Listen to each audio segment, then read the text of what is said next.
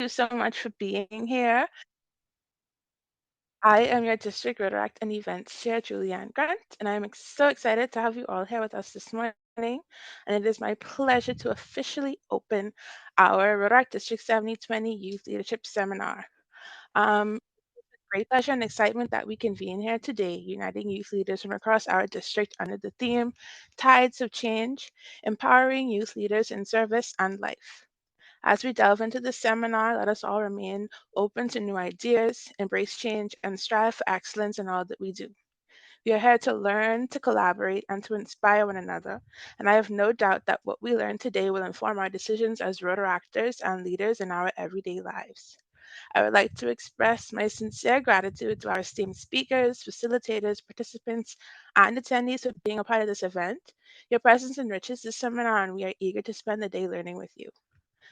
Let us all remember the essence of Rotaract, that we are a global community of young leaders committed to making a positive impact in our communities. With this in mind, I'd like to declare our Youth Leadership Seminar officially open. So thank you all for being here. And I can pass the lectern over to our District Rotaract Representative-elect, Corinthia Stubbs Williams, who will be opening us up in a word of prayer, as well as leading us in the four-way test this morning.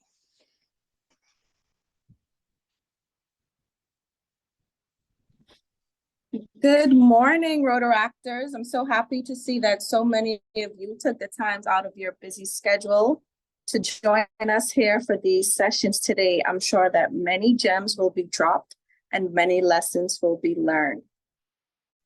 I'm going to ask you guys to just reverence yourself as we recite our Rotaract grace. O God and giver of all good, we thank thee for our daily food. May Rotaract friends in Rotaract ways help us to serve thee all our days. And the four-way test of the things we think, say, or do. Is it the truth?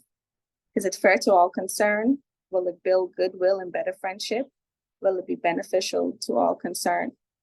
And I hope that the four-way test isn't only recited, but is lived out in our everyday lives as we excel to be better citizens and Rotaractors. Enjoy your sessions, guys.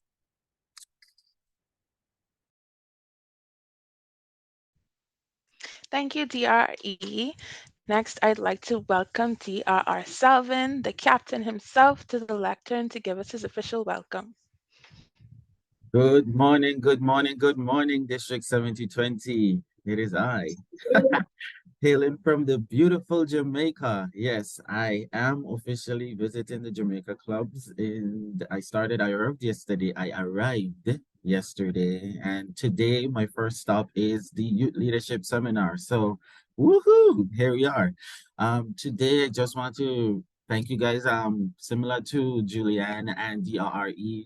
Corinthia for coming out, taking the time for this impactful day. I know normally some clubs do it in person, but this year we took it virtual to synchronize and streamline all of the ideas or the intentions that we wanted for the outcome of YLS 2023. And with that, I know our events and training chair did an exceptional job working hard and selecting these power hitter speakers. Some mighty and good information is coming your way, guys. So please lean in, pay attention. If you did not get your coffee, I hope it's brewing in the back so that you can go and get it so you can sip and be ready for what's to come. As you know, YLS is in Q2, so we are well underway into the Rotaract year and lots have been done. Tomorrow is when you guys get to show us, the district, what you've been up to by submitting your quarterly reports.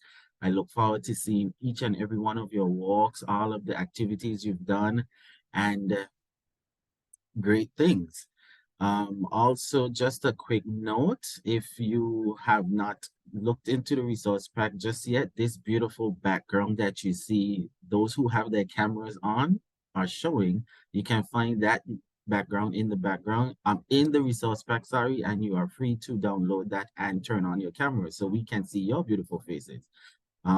Again, today is going to be a jam-packed day full of activities, power hitters, speakers, and great, impactful, insightful information. So if you haven't gotten your notebooks, like Events and Training Chair Julie said, please get your notebooks ready, get your phones out, start taking notes. The presentations, of course, will be uploaded in the resource pack, as well as this video will be shown on our YouTube page. So all of our trainings have been featured on the YouTube page. So if you missed it then, you can go and look at it at any time you want to. All right. And thank you guys again for coming. And I look forward to a great day. Back to you, Events Chair. Thank you, DRR. So our first session will be led by our immediate past DRR, Robin Curtis, and her session will be on crew dynamics, inspiring the next generation of captains. And she will be introduced by Nadika Misick, a Rotaractor from the Turks and Caicos Islands. Good morning, everyone. Today I have the esteemed pleasure of introducing IPDRR Robin. IPDRR Robin is a financial service professional that is passionate about community development. Since joining the Rotaract Club of Nassau Sunset in 2017, she has served as a club director, president, and ADRR for the Bahamas. IPDRR Robbins has served in many capacities, including member of the Hand Wash Committee, Zone 33 to 34, Rotaract Committee, and Assistant Treasurer for RCOB in 2022. IPDRR Robin was appointed as Deputy Ambassador for Rotary International Empower Girls Now Committee. IPDRR Robin is a PHF +1 and is passionate about the work of the Rotary Foundation. During the year 2022 to 2023, District 7020 was charged to bring the vibes. Her tenure as DRR is an experience that has reshaped her love and support for Rotaract District 7020. She is a District 7020 supporter and is currently enjoying the sale. IPDRR Robin has been nominated an emerging leader for District 7020 and will represent District 7020 at the upcoming Zoom Summit. As a member of the Rotary Club of Old Fort, she looks forward to serving in the years to come. Please help me welcome Ms. Robin Curtis. Good morning, good morning. Thank you so much, Rotaractor Nadika, for your introduction.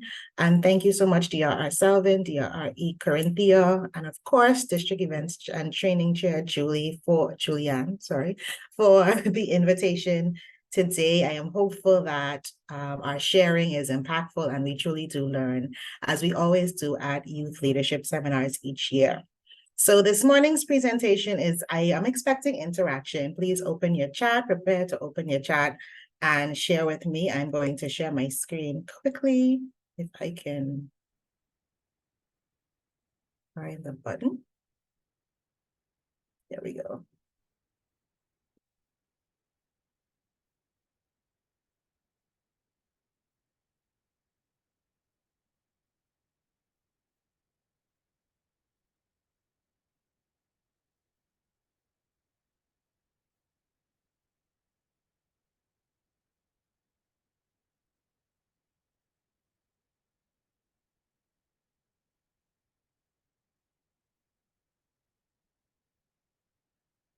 All right, so confirming that you can thumbs up if you can see my screen, the proper screen, good.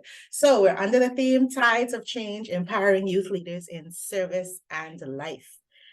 This session is Crew Dynamics, Inspiring the Next Generation of Captains, Building Effective Teams in Leadership Roles.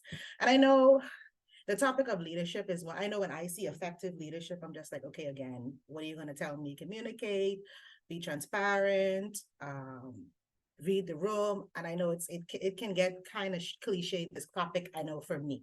And so when I thought about the topic, okay, how am I going to bring something different that all of us as Rotaractors and young professionals, and many of us are already leaders at big boardroom tables, what different can we share this morning in 2023 as we sail?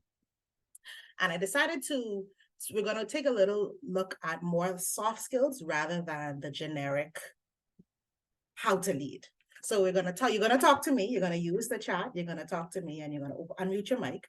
We're going to discuss leadership, how no title is needed, nobody wants to follow, and strategic leadership.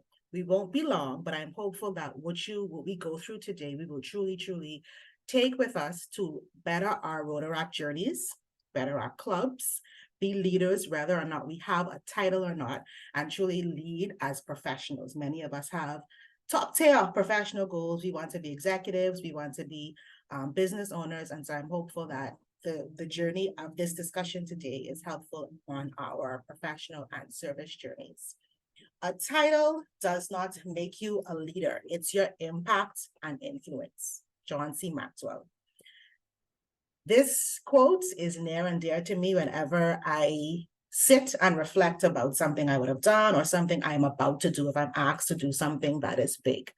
Professionally, service-wise, personal. So I'm involved in a number of organizations, and I'm sure as many of us, I know some of us are on boards. We are directors, we are CFOs, we are CEOs. If you're honest with yourself, I think that you can be honest that there are times when either us individually, or you've worked with somebody that is director of such and such, and they're not a leader. They have the role, they have the title, but you don't care what they have to say. Some of you may not care what I have to say because of your experience with me, but your impact and influence. What is your impact and influence? And so I'm going to ask you to use the chat or unmute your mic right now. Not to tell me what your impact and influence is, but to share with me a current role that you may have. Share with me some current titles that you may have. I know we have a DRR on the call. We have a events and training share on the call. Share with me, what are some things what are some roles that you have? Don't be shy, because then I'll call on you to unmute your mic. Good morning, everyone. Morning. Professional director, development director. Professional development director. We have a professional development director on the call. What else do we have on the call? Julie, you want to share what we have in the chat? Unfortunately, my screen doesn't allow me to see. Sure, no problem. We have a secretary and ADRR. We have a public image chair, membership chair, VP. Tell me some professional roles we have in the chat, attendees. What are we? Are we accountants? Are we attorneys? Educators? I am a concierge at work, also an ambassador for one of the flight programs that we have. Concierge and ambassador, that sounds heavy. Noted. It is. What else do we have on the call? We have some engineers in the building. Awesome. So you have these roles, and continue to share if you wish, but you have these roles. Think about what you do, what you're expected to do, and how can I make my job more impactful? I work with people. How can I get people to listen to me? People aren't listening to me. Why are they not listening to me? People don't care what I have to say. My leaders are not listening to me. How do I get them to hear what I have to say? And it's the same. It's your impact and your influence. We'll get more into that shortly. How do I increase my impact or my influence? So we're on a ship, we're sailing. Petty, shade, ego, revenge. You gotta let all those go. Don't be petty, be mature. Know when to let things go. Be assertive, but respectful and transparent in your efforts and in your communication. Ego, you gotta let that go as a leader. Be humble and vulnerable. We all make mistakes, and you have to know when to apologize. None of us know it all. I think DRR, engineer, concierge, DRE, these roles, none of us know it all, regardless of what our role is. Revenge. Do not hide behind your roles to mishandle people. When we talk about leadership, these are some of the things that get in the way. So we have WhatsApp chats. I know we're all Rotaractors. We have 1 million WhatsApp chats. And you can tell when the tone of a WhatsApp chat has gone from constructive criticism and discussing business to throwing personal weapons We're hiding behind that screen, or we type it, and we getting personal, and we acting big and bad because, we on this chat. We can tell when that environment has taken over a WhatsApp chat. You can tell when you're sitting in a meeting and it's like the tension is thick as a knife. You could cut it with a knife because it's so thick, and nobody wants to be the one to say, okay, I'm going to leave this here, or I'm not going to respond to let this go. As a leader, your impact and your influence, it's in those situations where you really, really, whether people say it to you in that setting or not, many times it'll come after. They'll say, boy, you handled that well. It's in those moments that make or break you as a leader. Your impact and your influence, what you do when shade is in the room, pettiness being thrown back and forth. Nobody is big enough to say, I was wrong. How do you handle that? So just be mindful. These are the things that lessen your impact if you do not let them go. But here's, you can use your people skills, your knowledge, your experience, and your sponsors and allies to increase your impact. People skills, you can be as knowledgeable as Einstein. If you are not a people or do not know how to handle people, you will not have the impact or influence that you can have. Be approachable. This does not mean you have to be a pushover or people are able to walk over you. That's not what that means. But be approachable, your countenance. So for me, a personal story, I have had to change my countenance. My natural demeanor is not approachable. I have to be very conscious to soften my look. My natural state is, they say that resting face, that's just me. But I had to change that because time and time again, even professionally, it's been, boy, I had to get to know you because you look so serious and so focused all the time, or so mean, to be quite frank. But after people got to know me, it's, oh, you're really not that way. So you have to be approachable because as a leader or as someone who's on a team, you want people to feel comfortable if they have an issue or concern to reach out. Where you are not approachable or you don't seem approachable, you will miss communicating with people on pertinent matters. Show appreciation. Remember that you're dealing with human beings. So yes, we're Rotaractors. We have this district resource pack and we all want to win Club of the Year. We want to get our quarterly reports done and we want to get diamond for the quarter. You're dealing with human beings. So as a leader, what do you do when your director isn't doing what they said they would do? What do you do when it's 2 days before the report? Y'all are wireless right now. And you try to get that director to input that last bit of information on the report.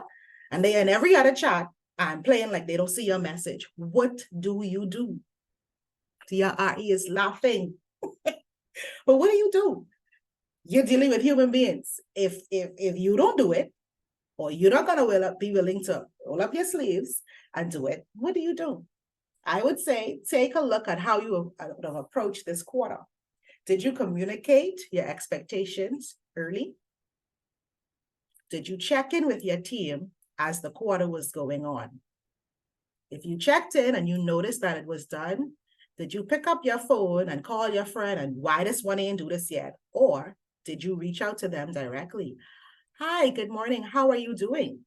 And genuinely care how that person is doing to check in on the progress of the deliverable that you're waiting on. So always remember that you're dealing with human beings. There will be people that try to play in your face. And what do you do when that happens? Stay stable, stay stable, stay stable. But honestly, seriously, you have to navigate these. This is literally what you're dealing with right now as a Rotaractor. And as a leader, your knowledge, know the ropes of the organization or the entity. As a leader, let's use Rotaract specifically. If you're in Kiwanis, you're in K Club, you're in sorority or fraternity. What is applicable there may not be applicable in Rotaract or Rotary. Know the ropes of Rotary and Rotaract so that you can apply, firstly, the 4-way test, and then you can also apply the mandates that are set out for Rotary. So a one fit is not applicable for all. Know the ropes of Rotary. We have a district manual We have your learning center. You have trainings such as YLS. Log on so that you can effectively lead in the Rotary and Rotaract space. Experience, yes. So if you're involved in more than one organization, you can leverage these experiences. You're a professional. It's the same experiences and the lessons that you have in the professional sector that are applicable here. It's the same showing up to work on time. Do you show up to meetings on time? Do you open meetings on time? Just as you let your boss know, okay, I won't be able to make it in today. Do you do that when you can't make community service or meetings?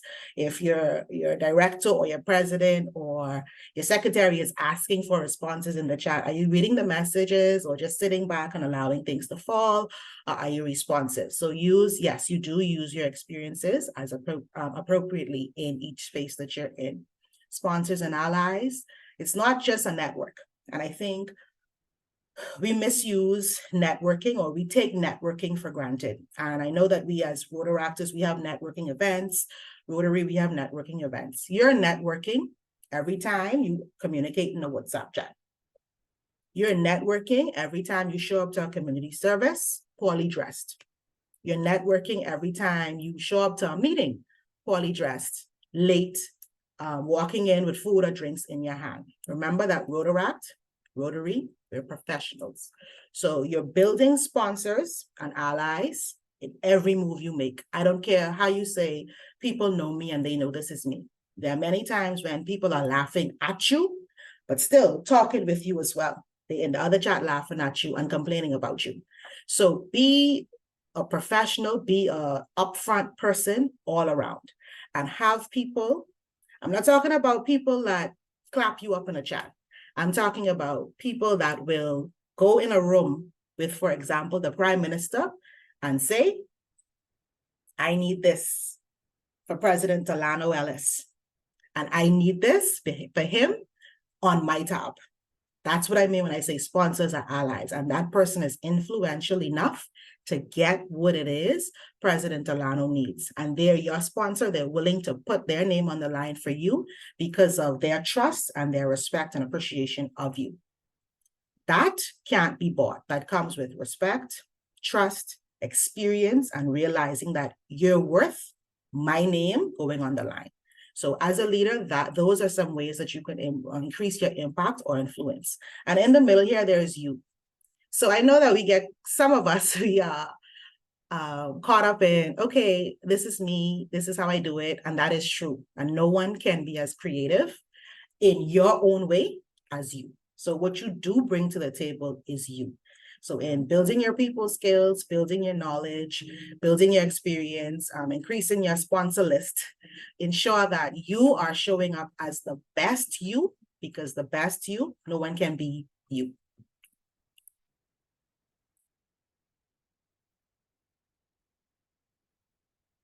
Sorry, I'm just waiting on I think the slide was sleeping for a bit. So how do we lead when we're on a team? Nobody wants to be called a follower, right? Do what you agreed to do. Many of us, we're on teams.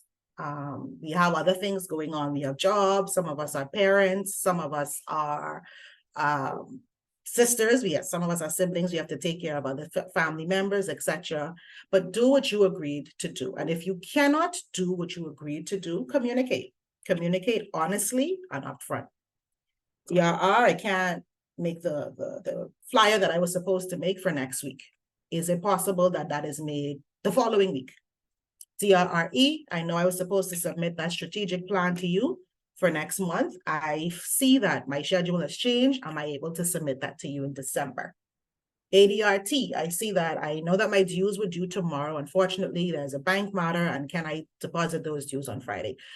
That communication helps to shift expectations, and it also helps to relieve stress, because I'm not scrambling looking for PDR or Trevor when he was supposed to show up yesterday and he didn't show up, and I'm scrambling today because he told me, okay, he won't be able to make it today. He'll make it on Monday. As a team member, you have to know how. Nobody wants to call it following, but you have to know how to follow. And you are an effective team member when you communicate and you do what you said you're going to do. Remember that the persons that are leading you are human. What we often think is, okay, Since I only have one thing to do, this person that's leading me also only has one thing to do, and it's completely the opposite in a lot of ways.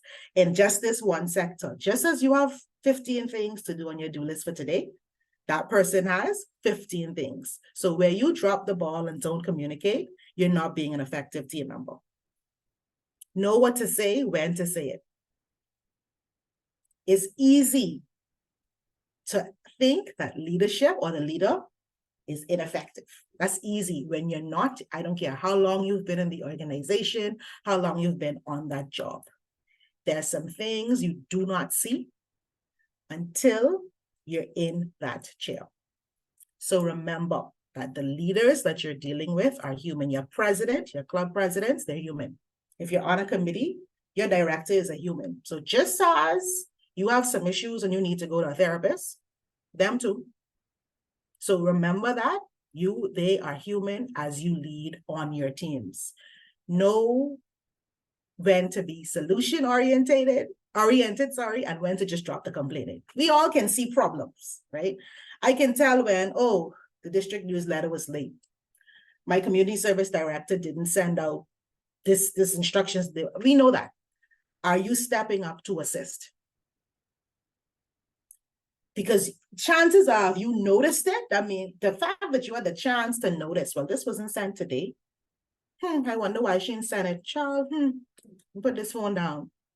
That energy, you could have said, dear Ari Corinthia, I know you were supposed to roll out today. What, do you need anything?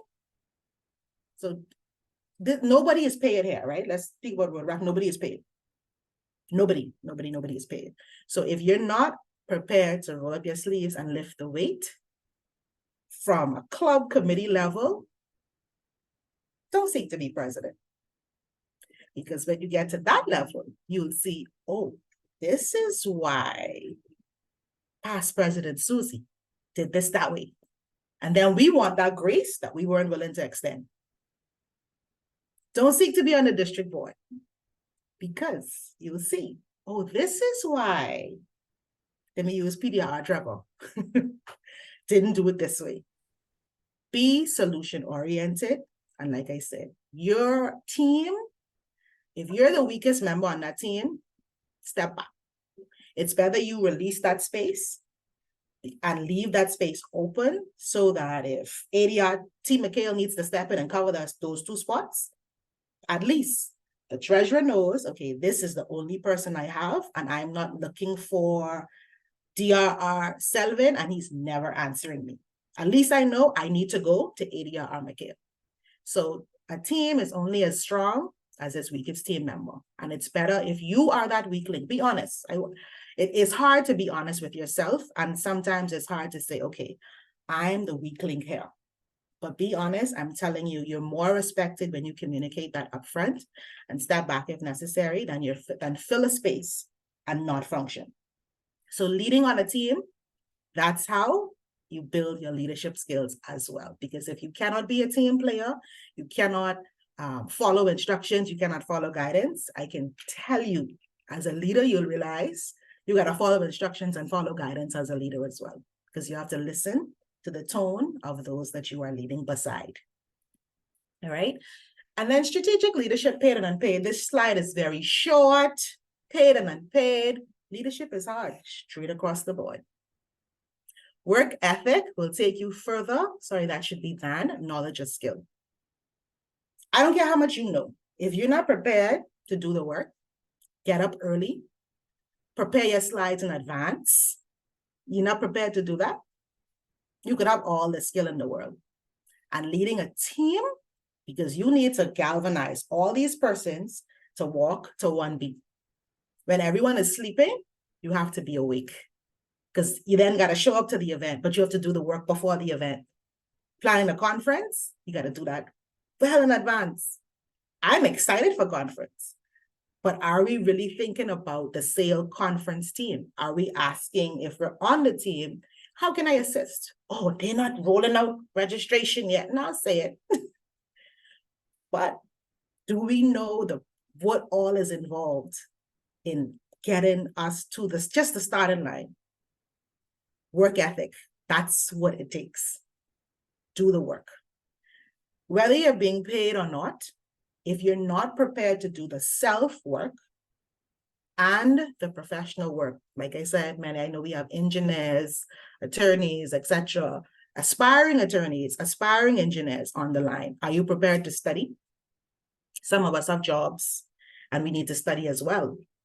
Are you prepared to wake up at 4 a.m. and study before I go to work at 9? Am I prepared to not go to happy hour and study on Friday evening? We want Club of the Year. Am I prepared to sacrifice some family time to strategically plan what I know can be a killer event, most impactful event? If you're not, you're going to sell yourself short of being a stellar leader. And I can tell you, leaders are truly, truly made in Rotaract. So you're in the presence of stellar leaders, and you are a part of a network. When I say network, Rotary, stellar leaders, not just in Rotary.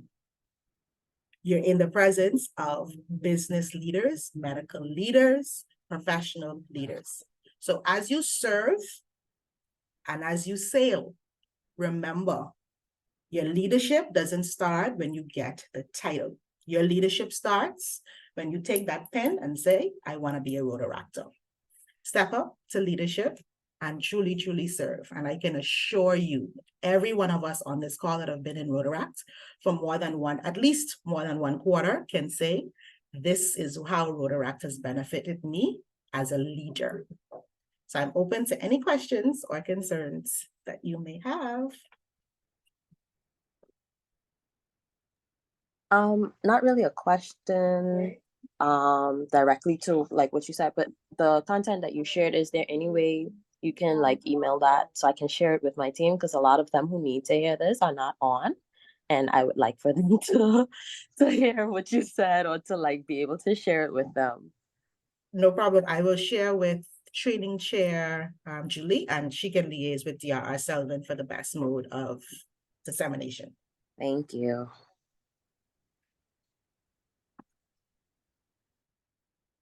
Any other questions? Let me just check the chat. I see Orphan Pan. I have a question. So oftentimes we start off like really well in our teams, like everything is going good. We're excited to do the work for the upcoming year, and then conflict. Every time you turn around, it's someone mad at someone, something ain't doing this. It's just problems all about. So how do we, like in that situation as leaders, navigate that? And what resources do we have at like a district level to assist in the event that certain things need to be escalated? So one, I would say conflict is healthy. A certain level of conflict is healthy. If persons are responding and sharing their opinions, that means they're actually engaged. Some leaders don't like it, but it literally means that your team members care. Now, when that conflict becomes where you can tell, you'll learn personalities, you will learn, like I said, depends on the space you're in, you'll learn what is critical and what's not. Where people are focusing on what's not critical, as a leader, you have to know how to shut it down. Let's use WhatsApp. I use WhatsApp because that's what we use as Rotaractors a lot. Sometimes it's not necessary for you to respond in the chat. You may know who your killer is, who is killing the mood every time they come in the chat. Will you get the best result if you respond to them in the chat? Or will they, because of their personality, take it personal and it turns into a bigger thing? And you truly as a leader know you said what you said and we're moving on from this for the benefit of all. When we done four-way test the situation, you PM them. We all people, we all have our moments. Like I said, there are some things you have to remember, we're all human. So when that moment is happening for that person, they may mean well, PM them, hey, let's tone down in the chat, or let's stick a pin there. You may not be able to talk verbally. If you can call them, hey, I see what's going on in the chat. Can you please, right now is not the time, or what you're saying, I hear you, but really and truly here is why we're going to move forward with the course of action that has been decided. You have to be willing to put your foot down with strategy. Don't be afraid. As a leader, you will have opinions. How do you deal with when nobody is agreeing with what you say, but you know If I spend this money now, we have no money left. But they feel like you're just stalling. Are you going to spend it just because the group thinks spend it? So conflict is healthy, but you have to know, like I said, you will read the room and you will know your team members as you work with them. You will know who you can depend on. You will know who always has something to say and will not show up. You will know who is genuinely concerned about the greater good. Resources. Your first set of resources are your people. I talked about sponsors and allies. The structure of Rotaract and Rotary is there. The manual is there, and we know the structure. We talk about Elevate Rotaract, where matters cannot be resolved in the Rotaract space. You have your sponsor and partner clubs. Not every Rotarian is going to effectively deal with it either. The current Rotary president may not effectively deal with it. But you, as in you, Julie, the events and training chair, Julie, you know your Rotarians. Which Rotarian will effectively deal with a matter on your behalf appropriately? So before you go to lawyers and all these things, let's deal with it in-house. Have you considered, even as president, you may need someone to go for you. That you will just have some members that ain't hearing you because they don't like you. You may need to set another director. Because you're the president doesn't mean you have to deal with it. Set another director that's willing to speak. I was just going to get to ADRRs. The structure is there. If you look at the Rotaract district hierarchy, it's there.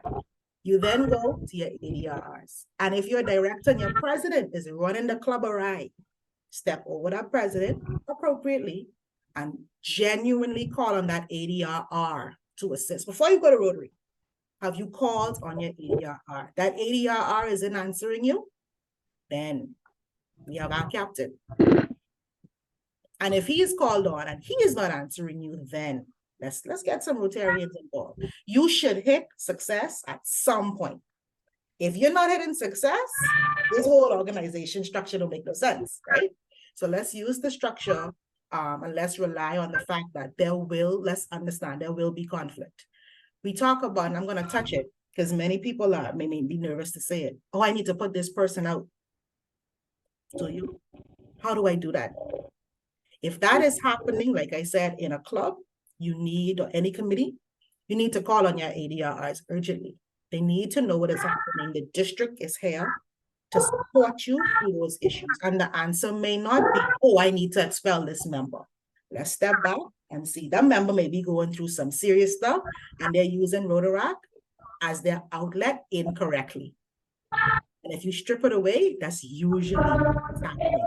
So let's rally around conflict and let's see what we need to do to address conflict, whether it's committee level, club level, and if it's district team level, I know that the captain is more than capable. Julie, anything? Sorry, training and events chair. Any other? Yes, we have an additional question from my Libra twin, Candice, from RCOK. How do you help members find that connection between their professions and Rotaract with respect to having them improve their effort in the Rotaract space, just like their jobs? What is your advice on fostering that connection that will inspire professionalism within Rotaract? That question, that's a personal question, right? And why I say that's a personal question, unfortunately, many professionals are not professional on the job. And you will see it working with them. How is it that you're an attorney and you're this way? How is it that you're a CPA and you're this way in Rotaract? I draw the conclusion that person is just not a professional, right? How do you work with that person? Rotaract is an organization for young professionals. And I want to take out the word young professionals, because like I said, many of us are currently at the big table. And I think what is critical to understand is Rotaract is not just, okay, I got to go to this community service. You look at the themes and the causes of Rotary. You can use your vocation regardless of what your vocation is in Rotaract. That's what you give to Rotaract. That's what you bring into the table for Rotaract. You're serving as an engineer. You're serving as a construction worker. The school needs a new wall. You use your skills to help the club in figuring out how we're going to build this wall and using your network to build this wall. What you're taking from Rotaract, because it's professional development, so that's where that club meetings, that's why club meetings should be substantial, because that's what I should be getting from Rotaract. I'm giving, I'm paying my dues, I'm showing up on time, I'm using my skills. What I should be getting is knowledge. I should be, when I come to a meeting, I should leave with something. I should leave with nuggets or skills, knowledge, something. When I come to fellowship, I should be leaving with my network stronger. Like I said, you're networking every time you show up to community service. You're networking. Every time you show up to a Rotary meeting as a Rotaractor, you walk in that room, professionally dressed, you're working that room, not necessarily looking for anything, you know, but you're networking every time you show up. I can speak to, and I know I'm not the only one that have gotten opportunities, professional opportunities, not even asking. My name was on a list, a Rotarian was reviewing that list, and I was called on. That's because of the networking that was done as a Rotaractor, showing up to meetings. My sponsor club meeting was 7 a.m. in the morning. I live an hour away, so I had to get up 2 hours earlier to make it to that 7 a.m. meeting and get there on time. You're showing yourself to be punctual, mature, responsible when you make the effort to show up. Going to Rotary meetings without asking, I'm telling you, you are being noticed by Rotarians. That's networking. That's more than showing up to any networking event and giving someone your business card. Because I can leave that card right on the table after I've already had a glass of wine. And so when you talk about giving and how do you get people to register, honestly, what I would always say is when it comes to Rotaract, show up and you will get the benefits that come with showing up in a big way. Cool. So here's another question. What to do as IPP if the president never listens to the members and when you tell him that, he thinks it's not a problem? Okay, you may need to call on an ally. So that president, you're not the one to speak to that president. If that president is not listening to you, that conversation is not for you to have. Yes, you're the IPP, but that's, like I said, your ADRR. Because your ADRR may need to come in to see what's really going on. Is this person being an effective president, or is it that the membership is used to an ineffective president before?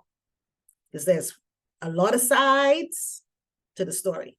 And so if you as an IPP, you're check your motive, and your motive is genuine, your motive is 4-way tested. Okay, the problem is the president, you need your ADR. And if they're not listening to you, that conversation needs to come from somebody else. And there's nothing wrong with that. As a leader, you know, they're not listening to me and I need to get to the solution. Let me get my ADR in. Like I said, there are steps to take and take those steps. You don't have to be the one to execute, but you can facilitate the execution of the solution. All you want is the solution and the success and health of your club. So if someone else needs to do that, let them do that. But you be the one to call them in. So, so you spoke about the hierarchy when, stepping up or reporting to the next step up and stuff like that.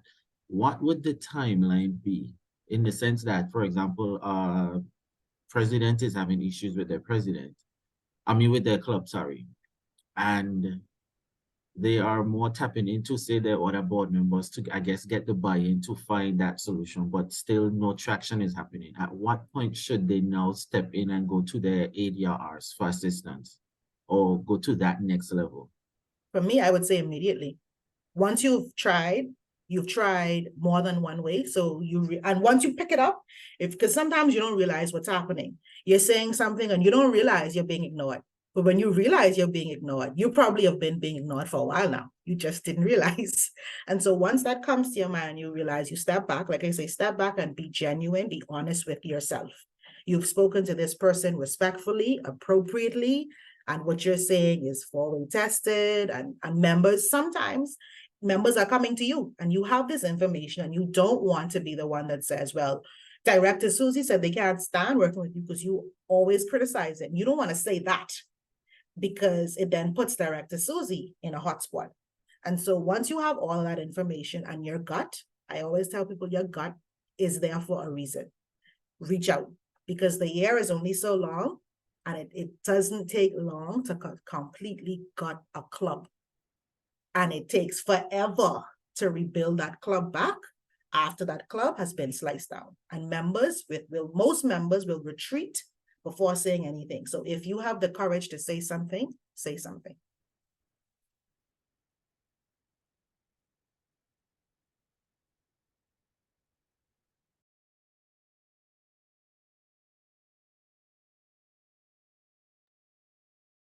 So if no further questions, I am grateful once again for the opportunity, and I will be on the line and enjoying the rest of YLS. Thank you all. Have a great Saturday. Thank you so much, IPDRR. I must say it's great to have all of our DRRs, IP, present, and elect on one call. So thank you for being here this morning, and we can move on to our second session, which will be led by President Travis Graham, and that session will be titled Navigating Success, Youth Leadership and Project Management. President Travis will be introduced by Rotaractor Shakir Johnson from the Cayman Islands. Good morning, everybody. Good morning. IPP Shaq from Rotaract Club Grand Cayman. I'm here to introduce Travis Graham. Travis Graham is a dedicated community leader, entrepreneur, and environmental conservation advocate based in Jamaica. He currently serves as the president of Rotary Club of New Kingston, where his commitment to service has shone brightly since he joined in 2014. Before taking on his role as president, Travis was actively involved with the Rotaract Club of New Kingston, where he served in various leadership positions, including the esteemed role of president. His passion for community engagement and leadership development has been a consistent thread throughout his Rotary journey. Professionally, Travis is a versatile entrepreneur, owning and operating both a tour company and a janitorial business. His business acumen has not only contributed to his personal success, but has also enabled him to support various community initiatives. Notably, Travis serves as the executive director of the GoldenEye Foundation. Under his leadership, the foundation has been instrumental in securing grants and raising funds to implement and maintain a wide range of community-based and marine conservation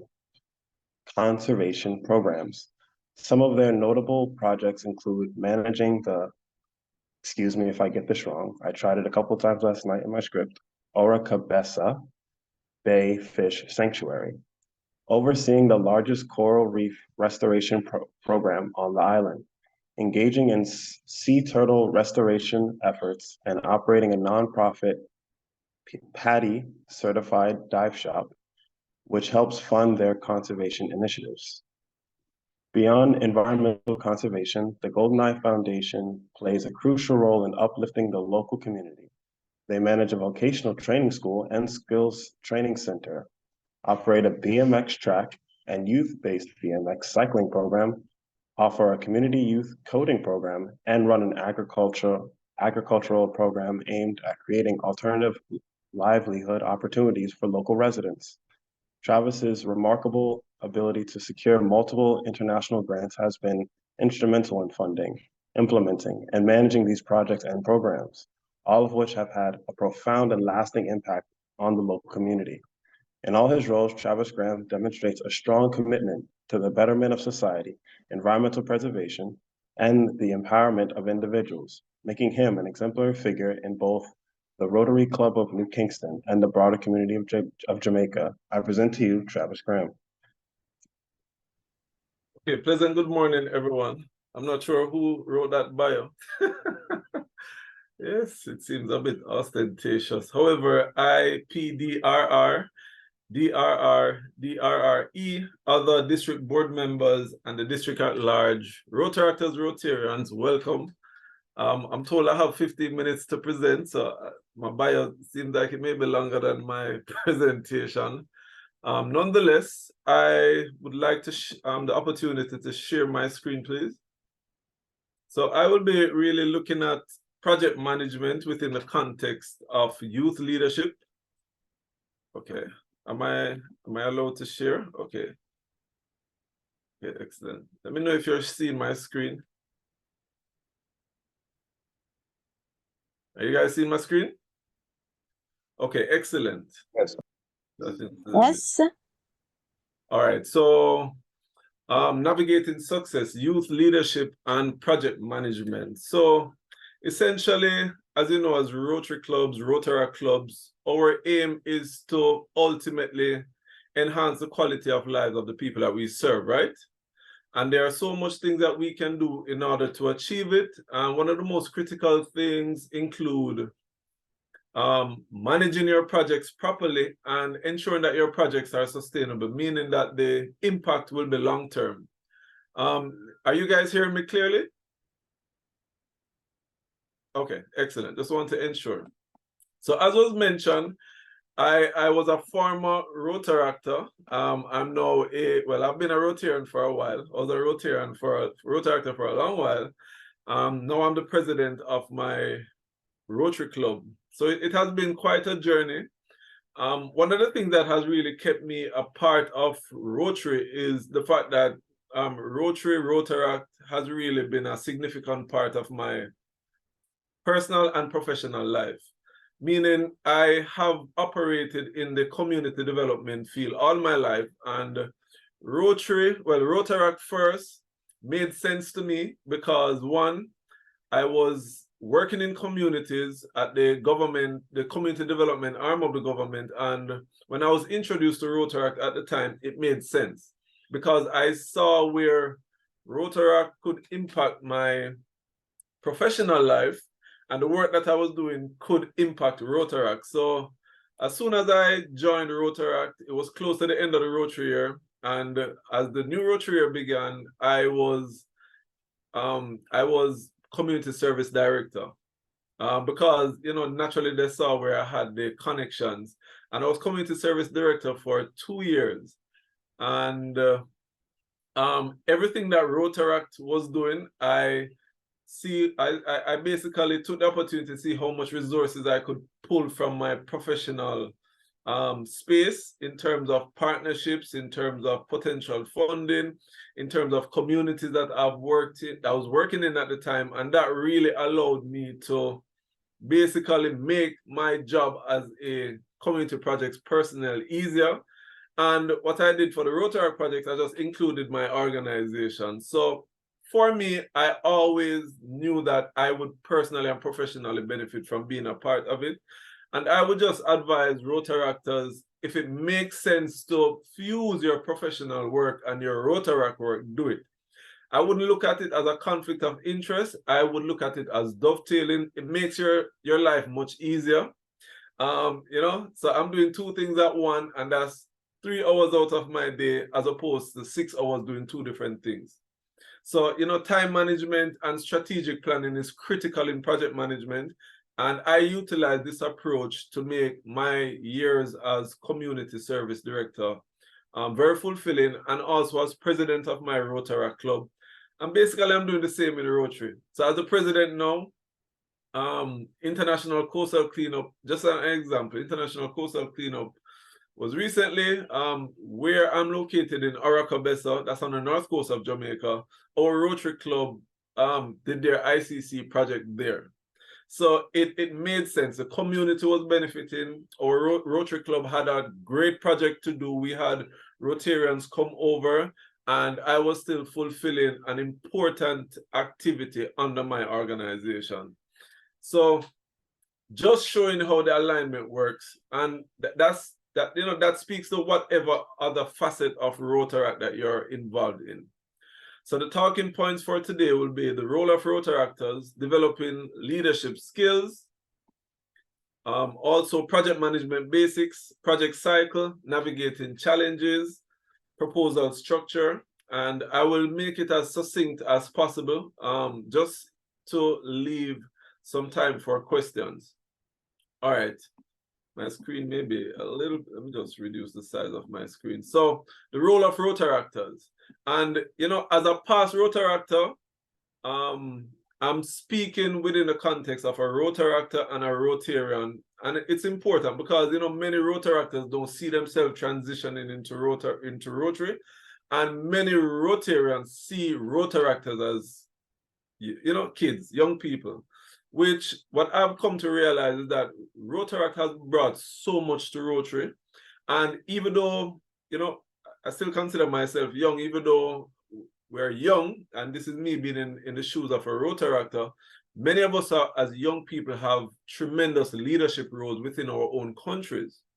And, you know, we definitely should not just transition, but put ourselves in those leadership roles just so we can encourage that attitude of pulling in Rotaractors into the Rotary movement for sustainability, but also for impact. So Rotaract provides an awesome opportunity for you to be actively involved in service projects within your local communities and around the world, because I've had the opportunity to work in countries re-Rotary and Rotaract outside of my own. It enhances your professional development. It also creates great opportunities to network and to be mentored so you can be the best version of yourself. So just looking on the list of participants here, I see quite a few persons who I've known for many years. And I just want to leave with this important tagline. You know, my father always tells me this: treat life like a business plan. So while you're in Rotaract, don't just say, you know, I'm in Rotaract, I'm having fun, I'm fellowshipping. Always look at how being in Rotaract will advance your personal or professional business plan. In 5 years, what year do I want to become president? How will I continue working to that point? Because in my professional life, I want to be in this particular role. And when will I go into Rotary? For me personally, all of that was calculated. When I was in Rotaract, what I was doing when I became president, even though I didn't have control over it, but just putting myself strategically in a position where that happened. In Rotary also, I knew based on all that I was doing, I couldn't take on a presidency role until now, when I have particular independence in terms of how I direct my professional responsibilities. And for me, it was either this year or never, because of what I know I want to do in the next 5 years. While still contributing, of course, but you know, when you're president, it's like you almost have to drop everything. So in approaching your leadership roles and carrying out these responsibilities, ensure it's part of a broader plan for your own personal and professional development. All right. So developing your leadership skills. All right. So these are really some critical components of being a leader in Rotaract. One, information and communication. Rotaractors should be skilled in both verbal and written communication to convey ideas, motivate team members, coordinate activities. And I will go as far as energizing your club, allowing everyone to buy into your initiatives, and also as a Rotaract club, pulling in your Rotary club, ensuring that, you know, they are partnering with you on initiatives. So for example, for this leadership year, our first major project was a direct partnership with our Rotaract club, which is the New Kingston Rotaract club. And that was an awesome initiative. And we basically fused one of our Rotary projects with a Rotaract project and made it a joint initiative. And we were all still able to hold on our independent activities, but impact each other's activity. And we can both now report on all of the impacts that we have jointly made. So back to school stationery drive, basic education, doing a back to school medical. Also, we got the youth involved, and importantly, we supported the family of Rotary. Teamwork, which is also important because, you know, definitely as a Rotaractor, even though some of our clubs are small, there's tremendous benefit in not taking on everything by yourself, whether you're a director or a president. and your ability to mobilize others to be a part of that shared vision and take on responsibilities, it makes your life easier and it makes the work more impactful, and it reduces the potential for you being burnt out very early in the year. I know we're in the first quarter and possibly many presidents and leaders are already burnt out. For me, well, I spend a lot of time bigging up my directors in my club meetings, thanking them in club meetings, energizing. I would say to my president, okay, our Rotaract Club wants to sell some tickets for an upcoming fundraiser. I'll say to my secretary, can you please advertise in the WhatsApp group that we have some tickets selling? Once you advertise, I'm going to be the first person to say, I'll buy a ticket. And hopefully that starts the momentum. But what it does, it actually gets everyone involved, which is what you want to do. Time management, how do we get everything that we want to get done within these 12 months, and how do we implement and these important initiatives within the time period? And importantly, financial management. How do we raise the funds to do what we want to do? How do we manage it? And how do we treat unplanned priorities, which is things that really come up that we have to support financially or with our time and resources? So these are some critical skill sets that all leaders will have to know. Basics in project management, just pardon me for my screen, but basics in project management. Number one, Rotary is a global service organization with a strong focus on community and international projects. Project management is crucial to ensuring that these initiatives are successful. And importantly, we should and always link our initiatives to the themes of Rotary, right? So importantly, we want to ensure that there's effective planning. We allocate our resource properly. One of the things that I did going into the year, I created a calendar of activities to share with my club by the end of June. So going into the year, everyone has an idea what we'll be doing for the next 12 months. And under each month, in communicating to my directors, I put the monthly theme, the Rotary theme for that particular month. So automatically, everyone has this pocket diary, and everyone, especially my directors, understand that, you know, plan your activities according to the theme. And that allows us to gain points at the district level. So at the end of the year, when you have completed, you know, a hard year of work, you can also be awarded and rewarded. And what that does, that creates a level of pride and gratitude amongst your team. And it also creates that momentum for who will be coming next, that, you know, we have to maintain this bar. So importantly, ensure that we are effective in managing our projects. We are accountable to not just our board, but our club members and also our partners. Promote collaboration, whether it be the small businesses to the large businesses, and, you know, ensure that our projects are impactful and benefiting a community that needs it. So this is a simple project cycle for project management. One, in the initiation phase, define your project based on the Rotary themes. And that's very important. And I keep on repeating it because I want it to stick in our heads. Conduct a feasibility study. So for example, ensure that the project that you intend to do is meeting the needs of the community you're intending to impact, but also there is a landscape there for the project to be facilitated. So not just because you're a sports person, you're going to plan a sports project in an era where there's no recreational or sporting facilities. Do your due diligence first, because you don't want to raise the funds, and after you raise the funds and you start communicate that you're going to do this project, you're not in a position to do it because you did not do your feasibility, right? So clarify your objectives. At this point, you form your project team and you identify who are the key stakeholders. As it regards to planning, ensure you have a detailed plan, outline the scope in terms of what you want to do and the extent to which you want to do it, set a schedule. Some of us use a tool called a Gantt chart, which can be put down weekly in terms of what activities will you do in week 1 up to week 12 or month 1 up to month 6. That keeps everyone on the team aligned in terms of timelines.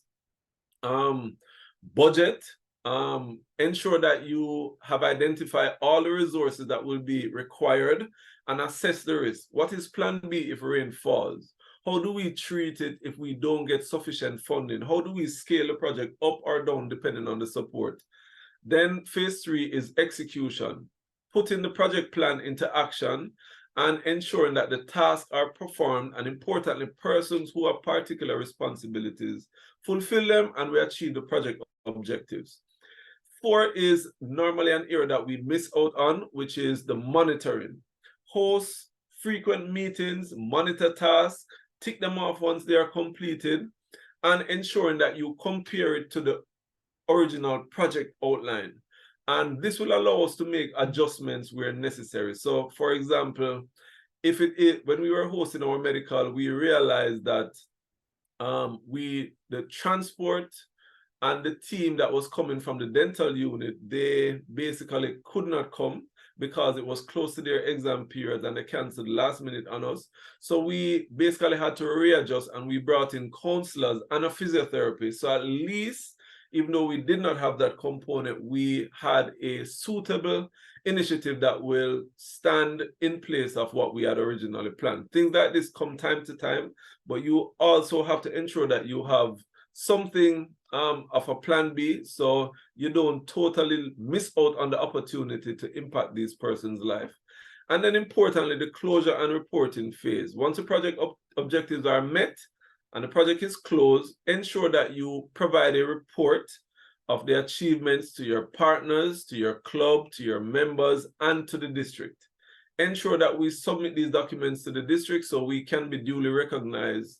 And it's not just about recognition, it's also about best practices. So once you have done this and communicated it to persons, what you may see is that other clubs start taking on a similar project. And you should be proud of that, because, you know, this is a space for us to, it's really like, as Capleton said in a song once, you know, development, it's a mission, it's not a competition. So personally, I like when we're doing things on other clubs do the same thing. I don't mind giving them information on how they can make it better, because at the end of the day, you know, we're really not competing against each other. We are really trying to impact our space and our people to the best of our abilities. Navigating challenges. So these are just, I listed 3 common challenges in youth leadership and project management. 1, for Rotaract clubs, experience is always something that may come up, not with every Rotaract or Rotaract club, but many Rotaract leaders lack the experience of their older counterparts, not all, which can make decision making and problem solving more challenging. Many of us would not have encountered particular situations. What we did in our Rotary Club, we're not doing it now, but I remember this was very helpful. We had like mentors. So each Rotaract leader was assigned a mentor, and it allowed us to understudy them. So when we are implementing particular things, the challenges weren't as much.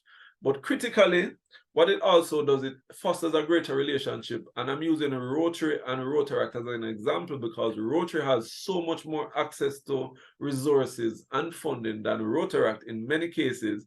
But, you know, the extent to the relationship between the both clubs will determine the extent of the support.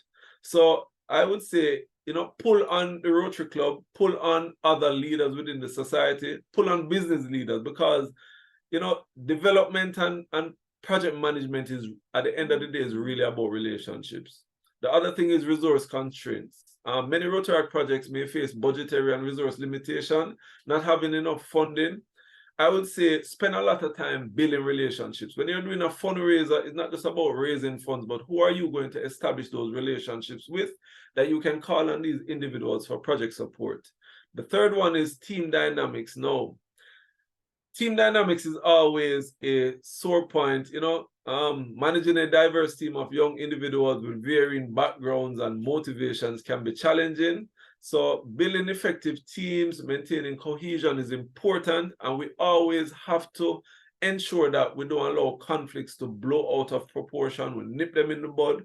As presidents and leaders, sometimes, you know, you have to have the one-on-ones instead of exposing particular conflicts.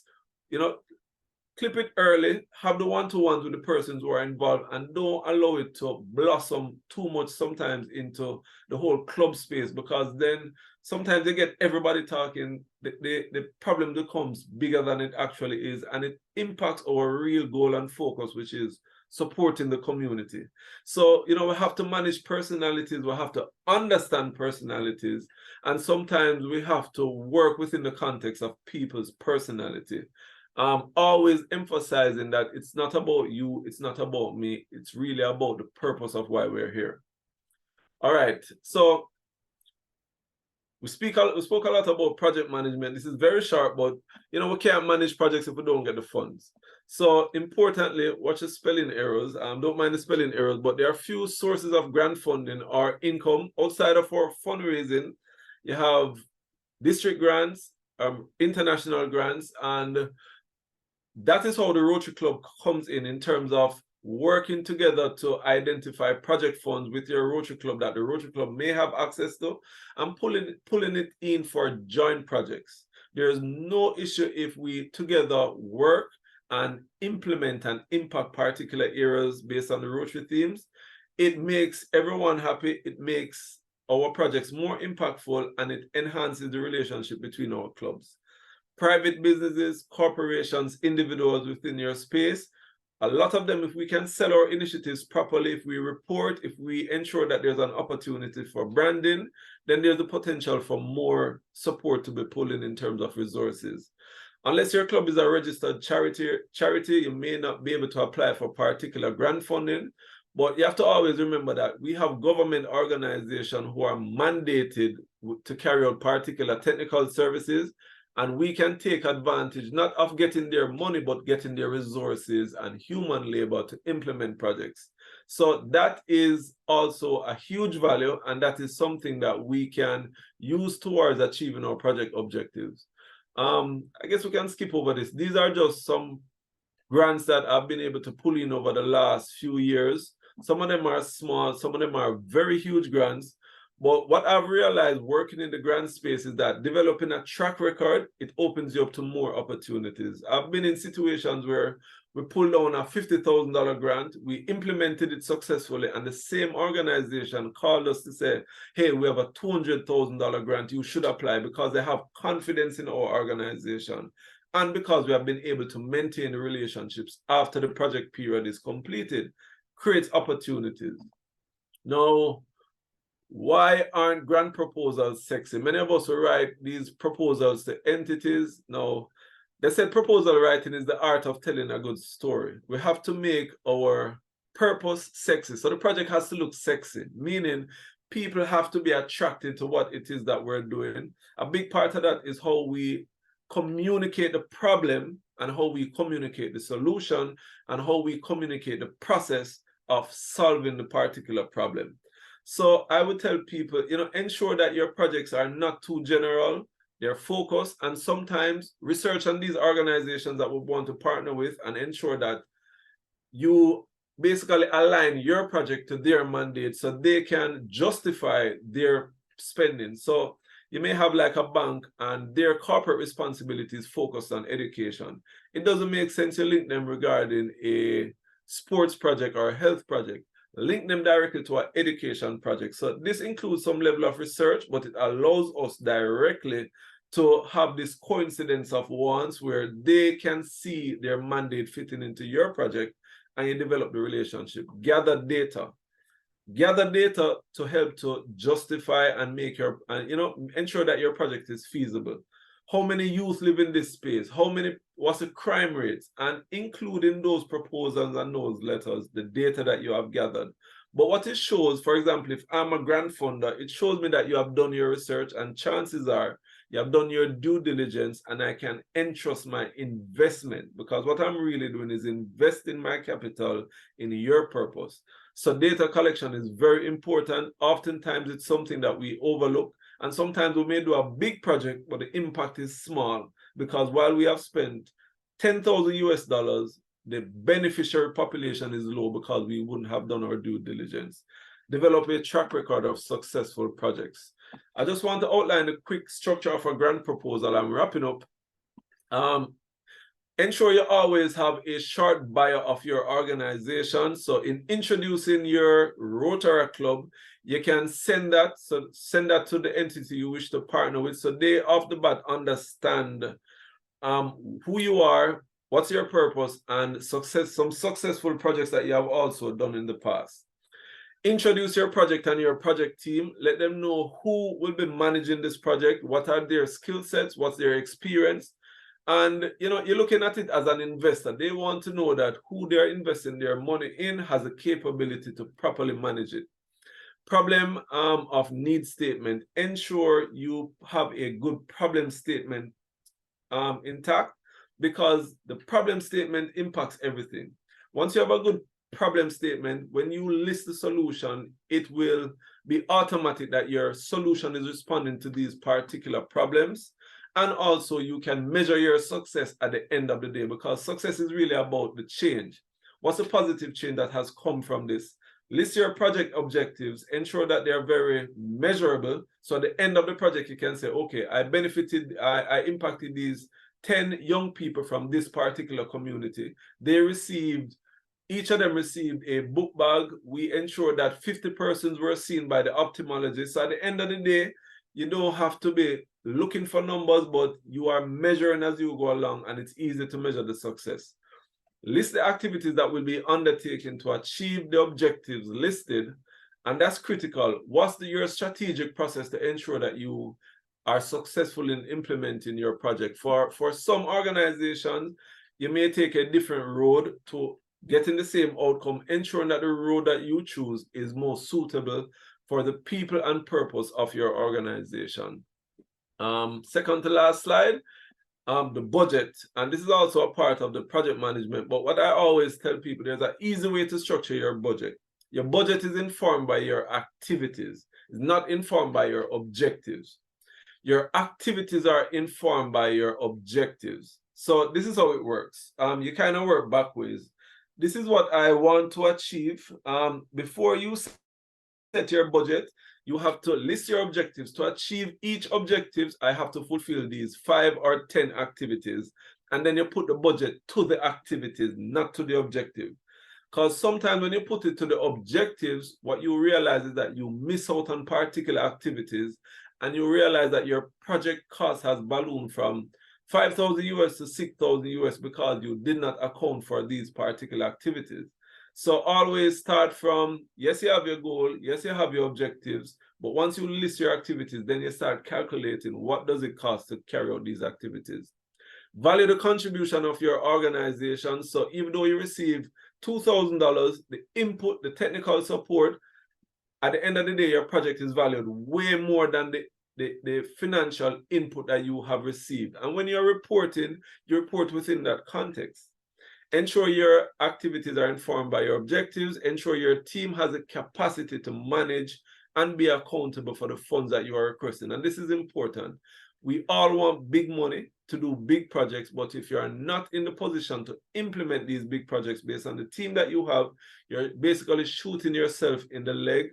And then you may have a situation where you're mismanaging these funds, right? Get your invoices and post your project track spending during the project. So always collect your invoice and calculate the invoice. Ensure your treasurer is a part of that process. So at the end of the day, if you're brought to the table to account, then you have all of your necessary receipts and invoices to justify your spending. I think I went over the 15 minutes, but it's hard to really comprehensively speak on project management within a short time. So I hope what I've communicated would have been sufficient.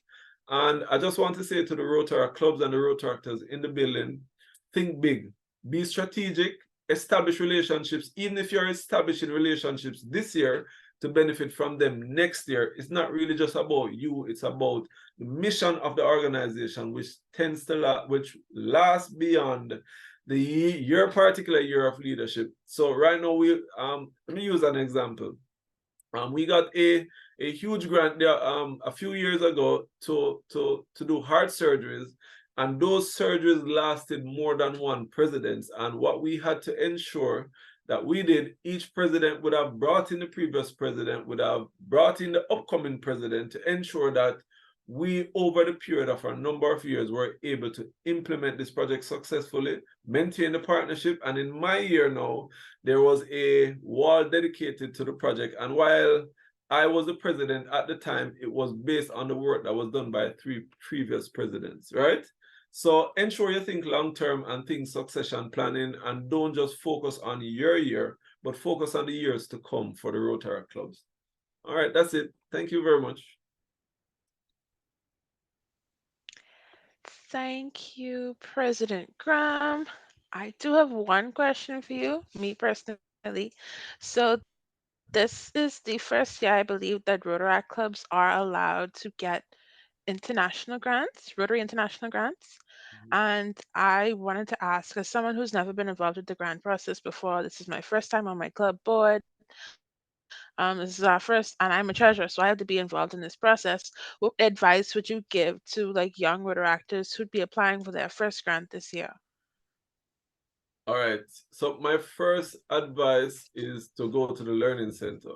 I get access to the Rotary Learning Center. So if it is that you're pulling in a grant from the district or Rotary International, the Rotary Learning Center has a lot of amazing courses and guidelines as to how to actually access these funds and how to properly submit your proposals to meet the criteria of the district or Rotary International. And in going through the courses, you'll realize some best practices that you have to take advantage of. Example, your feasibility study. You will not get a grant if you have not done your due diligence in doing a comprehensive feasibility study. Bringing on partnerships, ensuring that you have a team who's coming together, work with your ADRR, work with your AG from the Rotary movement, and find persons who have successfully achieved grants and pull them in for advice. So that's, I would say, start there. And then once you have completed your proposal, get some feedback. Get some feedback to see where you may have left off a few things. And in submitting it, you also may get rejected, but in getting rejected, maybe there's an opportunity to see where you would have had some missteps and able to correct and resubmit. But the Learning Center, I would say off the bat, is a great platform to guide you to successfully to getting those grants. I agree. I did have to do the grant seminar training. And I have a follow-up question. So I noticed in your presentation, you said that Rotaractors should treat their life like a business plan. It's a big business over here. What would you recommend Rotaractors do as we're juggling our professions, as we're juggling businesses, as we're juggling Rotaract? What does sitting down and making a plan for our life look like? All right. I mean, I would say it's almost like, a lot of us do our annual vision boards, but it's going beyond an annual vision board. It's almost doing a 5-year, 10-year, 15-year vision board and looking at all these important facets of your life and how do you make it cohesive in terms of your focus to what you want to be. Because, at the end of the day, you don't want to spend 5-10 years in Rotaract and it hasn't impacted you professionally. You did not make the right connections while here that may allow you to get in the industry of your choice or able to make your resume look better. Also, sometimes you have to balance your leadership responsibilities with what you are currently focusing on. And you may also want to take on leadership roles that will enhance you professionally also. So if you're in accounting, be a treasurer, focus on the procurement component of these projects, because you will automatically develop relationships while doing all of that can benefit you professionally. That's just an example, but it's my father always said there are 3 important things of life. First of all, treat life like a business plan. When working, have fun. While having fun, think about work. And family first. And that's basically what I've done. So while I'm partying, if I go to a party, I'm looking at who is in the party. I'm looking at who I can pitch to. I'm looking at, if I'm at a Rotary event, who do I need to talk to? I'm working the room. I'm having a fun. So my thing is, work harder, play the hardest, but be calculative and be strategic in all of that. it don't make sense to go to an event with all of these Rotarians and you just come and leave. And yeah, it was a fun party. How is that impacting? Are you selling tickets at that party? Are you pitching for your fundraisers? Are you establishing a relationship with the president to get something done? Is that somebody in your sector who is a Rotarian and you're saying, okay, I want to switch from this company to that company. I'm not going to ask them, but I'm going to develop that relationship, foster it. So maybe in 2 years, I will be down the road that I want to go. So, you can't think 6 months or 1 year. You have to think way down the line, because believe it or not, we are going to get there. Awesome. Thank you so much for answering my questions. I don't see any additional questions in the chat, so I can officially let you off the hook for the morning. Thank you once again, President Travis, for agreeing to be here. Definitely going to take your words to heart. And I also love to see that there are Rotaractors that are transitioning all across the district. So shout out to you and IPDR Robin for being our transitioners for the morning. With that said, it's 11:30, guys. We're going to have a short break. Ooh, go ahead, President Travis. I was just saying thank you. And just to note, we have had 3 Rotaract presidents who have been Rotary presidents in my Rotary Club. So just encouraging Rotaractors, feel free, feel open, and be encouraged to transition into Rotary, And you may be the change that you want to see in Rotary. If it is that you don't like the vibe or the energy, bring the vibe and bring the energy into Rotary. Because, at the end of the day, the younger people will have to take over at some point, while respecting the work done by our seniors. Yeah, you can't leave them out. I have to always big them up for setting the trend. All right. Period. Y'all transition to Rotary and become presidents of these clubs. So 10 years from now, y'all could see 10 years from now, DRR7 and IPDR Robin are going to be like, oh my gosh, I remember when I was in the Rotaract district board meetings. It was hell, but I got through it. These are the stories we want to see when we have future training chairs calling on y'all to present at events. So just my little 5 cents, my little plug. But thank you so much, President Travis. Right. And for the rest of our speakers, we are going to have 2 additional speakers after our break. So you guys have a 30-minute break. We'll be back at 12 p.m. sharp. Now listen to me. I have a surprise for the attendees today. If you like things, if you want a chance to win some things, okay, some funds, please be back here at 12 p.m. sharp. And be prepared to answer some trivia questions, okay? Put your Rotaract thinking caps on, and we look forward to seeing you guys at 12 p.m. But feel free to grab a snack, top up your drinks, get something a little stronger if you feel like it. But we'll see you in 30 minutes.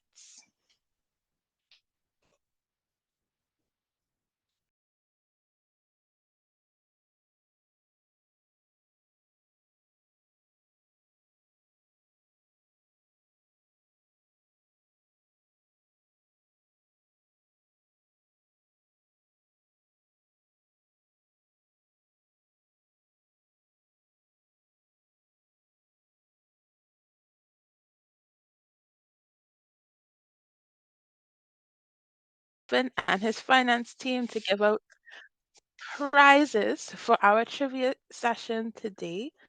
So I can go ahead and launch our poll. We have 25 questions. If you have any problems with these questions, it's not me, it's above me, but it's all for our learning this morning, well, this afternoon. So I can go ahead and launch our poll. You guys have 10 minutes. And I'm being generous. I feel like 25 questions, 10 minutes, 10 minutes. Okay, so I've launched the poll. The poll is live. We have English and French. Okay, so no excuses.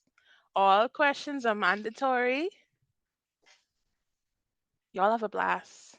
IPDRR Robin. What is this space?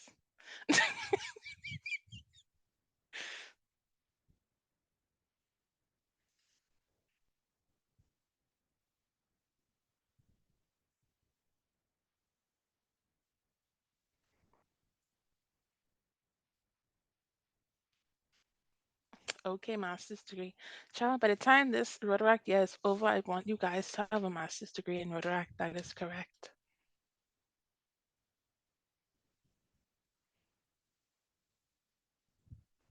Seven, I can't hear you, but y'all look like y'all thinking real hard. I want to see the poll like as the thing, but you have it on your screen. I don't have it on mine, so I don't want to touch Oh, I anything. think that's because I launched it. Correct. It's okay. You click poll. If you click poll, you should be able to see it there. No, I participate. I was looking at the live results.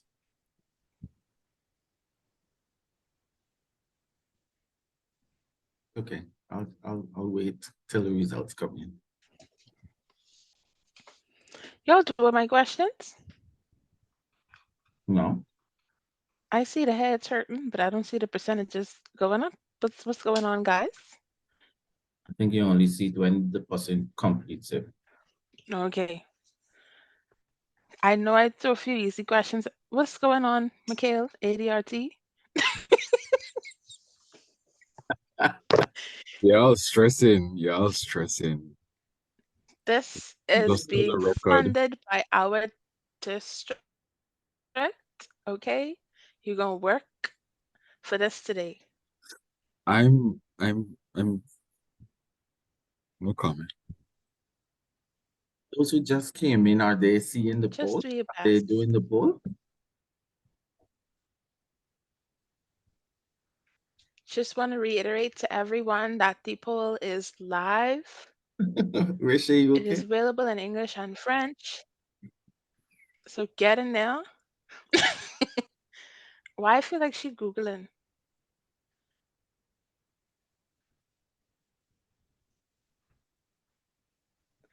Any of those prizes a fully funded district conference. That's above me, number one.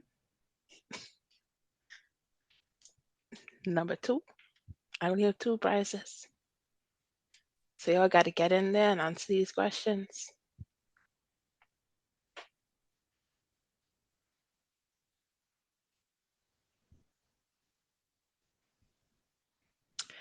TRR7, I feel like you should be answering the questions as well. There are a few that might surprise you in here.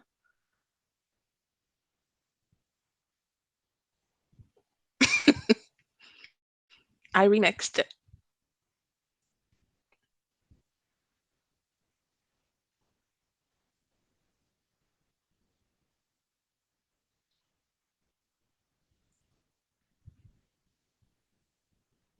Just to reiterate for persons rejoining us, the poll is live until, let me check my agenda because I have both of my speakers eagerly waiting to present. So it's not letting me practice. I don't want to click launch and then it just starts over everything. So it's not letting me complete the poll. You already launched it, so I'll just set this one off. Okay. You can log in on your Or phone. you could log in on your On phone. personal. Yes, you can. Wow. Mhm. I feel attacked. Encouraged.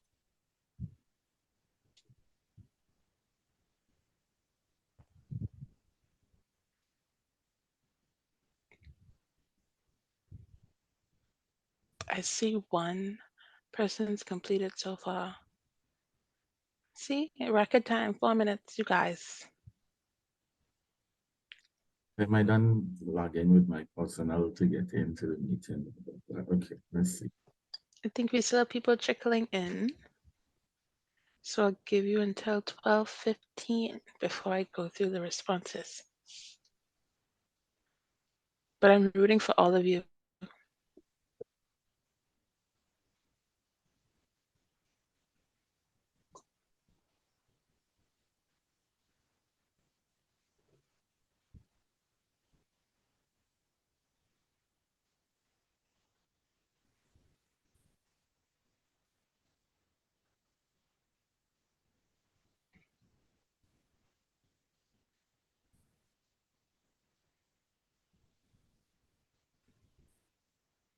Money's easy questions. Y'all on top of things.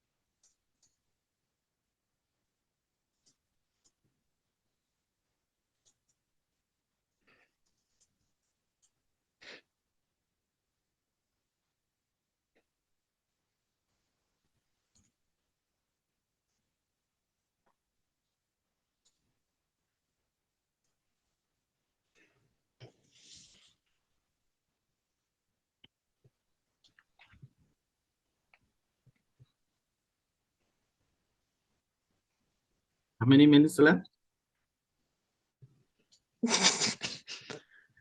You have 7. The pressure can't be that tall. No, I You just guys get inhale and finish this poll. I see some stuff trickling in. Recording in progress. Yeah.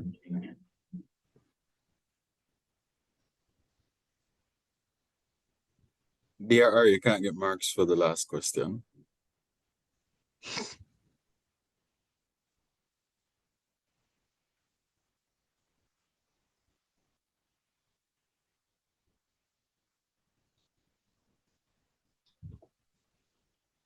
feel like we have a few district board members completing this. Or am I just saying that because when I took this quiz, I struggled.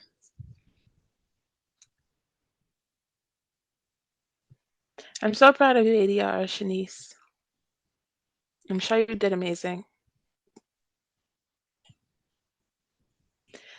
Come, guys, you have 6 minutes left. Don't let DRR7 beat you. I have 12 responses so far.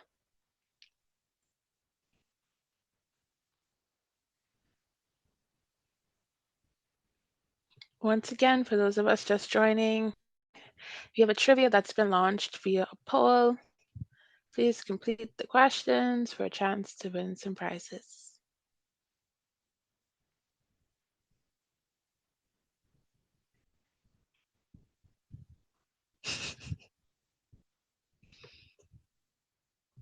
Y'all are very competitive in this chat.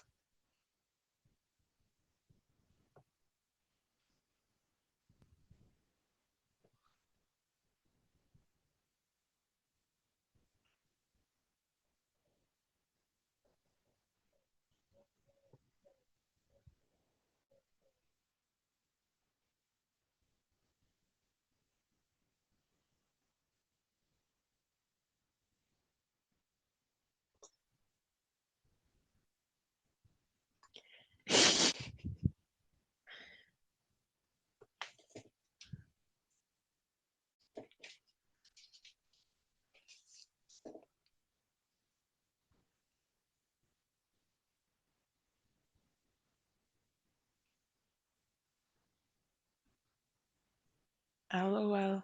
It's not too long. We're a bit shy of 10 minutes. You guys have 4 more minutes to get in and answer those questions.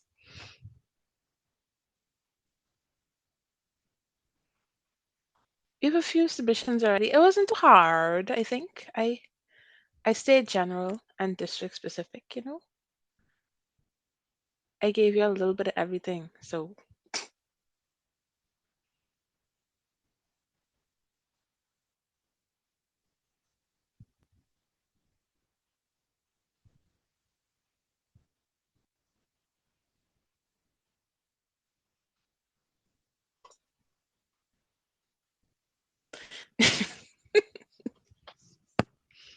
TRFC Andre, I did give you a shout out in the quiz, so even if you are embarrassed. And I am taking this shout out to all my foundation chairs that are in this pit. Yeah, we got our own question because we are what? The foundation, big things, do it. Love to see it.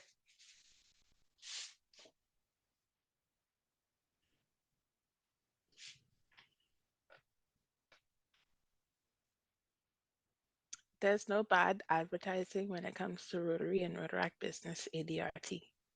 There will be no fines for the foundation chair.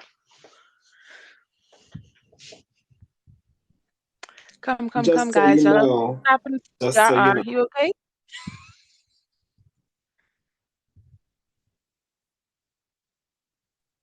I'm finished. I was just reading the comments in the chat. Sorry. Okay.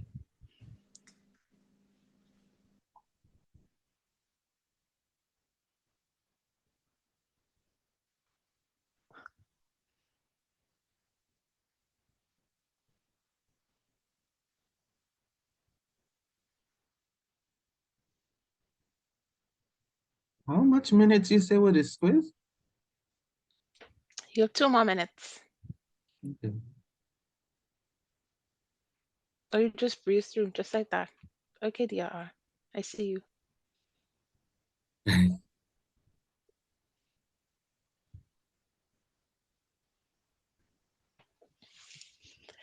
guys answer the last of your questions and get these polls submitted.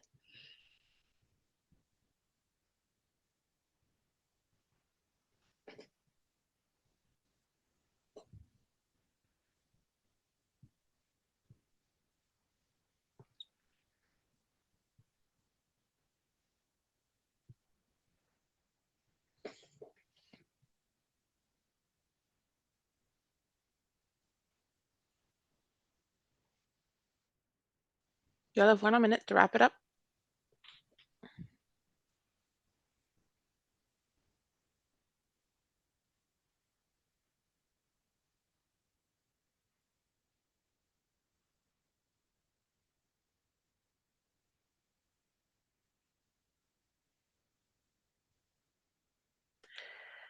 Oh, shock. If you could answer 25 questions in 1 minute, you could, but we're closing the quiz at 12:15.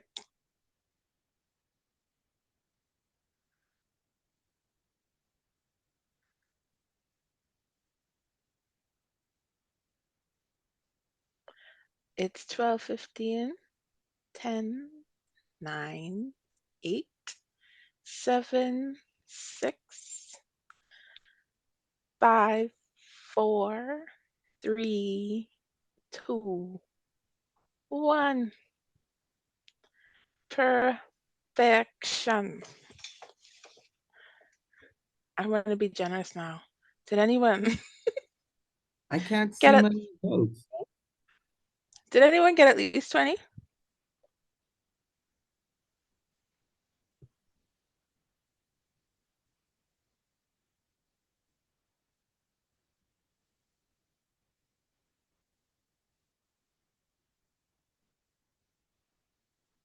You should be able to see the results now. Can Yes. everyone see? Perfection. Let's go through the questions. Number 1, when was Rhode Island District 7020 established? 1969, June specifically. And to follow up, which country was the first Rotaract club in RD 7020 charted in? Jamaica. Big up to Jamaica. A third question, what is a group of clubs in a similar geographic area, usually led by an AG or ADR called? It's called a cluster. I'm glad I was able to trick some of you guys for this question. Number 4, which district is not found in the Caribbean? Who is Chile? The correct answer was District 7010. 9 if you got that one right. Which country is not a part of Zone 34? 5 if you got this one right. It's the Dominican Republic.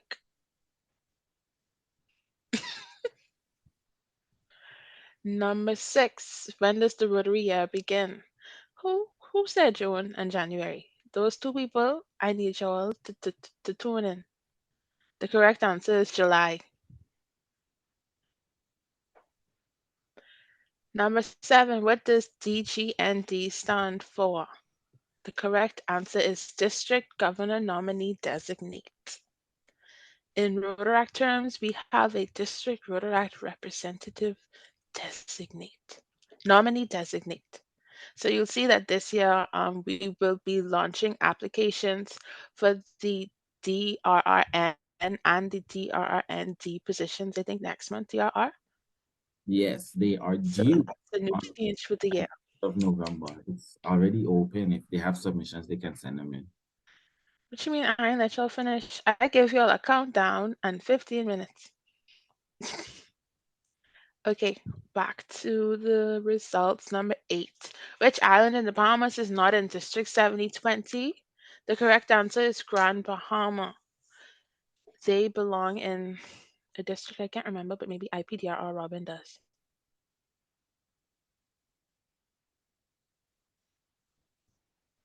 Child, we ain't know. They just ain't with the best. They ain't with us. Which Rotaract Club is not in the Virgin Islands? We have the Rotaract Club of UE. Before the name change in 2018, what was YLS called? The correct answer is PETS. Not. Child, It was called District Leadership Training first. Before Ooh. this is Selvin. Like I said, it's above me. I'll accept my Dia, but it was stop 15 showing your if you all age. got it. We had two. We had pets around this time of year, and then we had DLT in like quarter 3. Yeah. No. Well, to be Three, it's fair, not giving to be comparable. It's not fair, giving October. to It's be not fair, giving similar. Selvin has been in Rotaract for the past 30 years, so he would know the He update. is showing his that. age. He is absolutely showing his So- age right now. I am not showing my age. The past Well, year, why you forgetting things? it was in past year our family and we renamed DLT to YLS. Pets was always before and the end of the Rotaract year. It was never in the middle in quarter 2. Don't play me. Somebody I please think give this district Dia leadership water. training was in February though, and now they call it And not- DTPS, yeah. which we go to. I will call on the past No, year. it was different.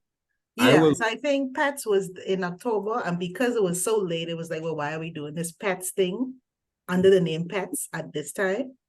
So it changed to YLS. Yeah, but remember, they are telling us what is happening in like 1970 in Rotaract. Wow. He's forgetting the more recent events. So Jamaica he's for the correct. I will yield. I yield to the DRs, No, you know. proceed. I'll accept That's my between wrong. them. So this Rotary program is designed for business people and early career professionals. Deliberately vague, but it's called the Group Study Exchange. Feel free to look it up, but it sounds really interesting. Which past district Rotaract representative is our current district Rotaract chair? The correct answer, which 17 of you got, was Julie Ranchandani, my namesake. So last year we had DRC Licia Lake. How many countries are in District 7020? This question should not have caused this much confusion, but the correct answer is 10. Number 14, in what way does Rotaract District 7020 foster international collaboration among clubs? The correct answer, which most of you got, was by encouraging clubs to twin with clubs from other countries. Side note and advertisement, I want you guys to go out and encourage your club leaders to get those twin agreements signed and activated. They're very important. Number 15, which country will DRR Selvin be visiting in December? The updated, DRR tracker was shared recently on social media. He will be in the Cayman Islands in December. And for the 4 of you that are confused, he is currently in Jamaica, living his best life. Number 16, who is the current district governor of Rotary District 7020? The correct answer is David Kirkcaldy from the Cayman Islands. Number 17, what is the meaning of sail? Boy, I hurt my head trying to come up with these things last night. I did not know how to find 4-letter words with SAIL, but I'm glad I was not able to trick almost all of you. 23 of you got the correct answer. Sail means serve to achieve, inspired to lead. In which year did the Rotary Council of Legislation, that's like Parliament for Rotary International, remove the provision that Rotary was for males only? 14 of you got this right. The correct answer is 1989. In which city was Rotary founded? Most of you also got this correct. It was Chicago. In which month is World Rotaract Week? The correct answer is March. Most of you got correct. What is the motto of Rotaract? I love asking this question because someone is always confused.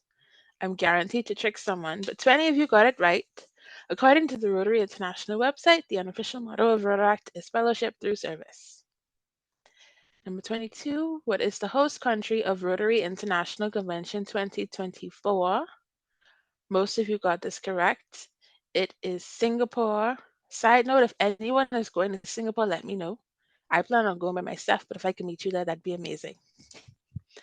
Number 23, which of the following is not one of Rotary's 7 areas of focus? Most of you got this correct as well. Promoting gender equality. Number 24, shout out to our district Rotaract Foundation chair. He has launched a series of blanks to educate Rotaractors on foundation matters. How I trip y'all up on this one. Y'all need to be paying attention to our district Instagram page. Like plug. But the correct answer is breakfast briefs. These happen on Saturday mornings, and you can tune into our district Instagram page, like I said, to be aware of the upcoming dates. And last but not least, what did DRR Selvin want to be as a child? The correct answer is C, a pilot, which I found from sleuthing on the internet. But this does make sense because there's nothing that DRR Selvin loves more than being on a plane. And that is the conclusion of our Rotaract trivia. Just out of curiosity, is there anyone with over 20 correct? Not you, DRR. And I feel like people on the district board don't count. People on the district board don't count. And I got 20, so I think it should be. Why you say so? Why you say so? We have, drop the tallies in the chat. Let me see.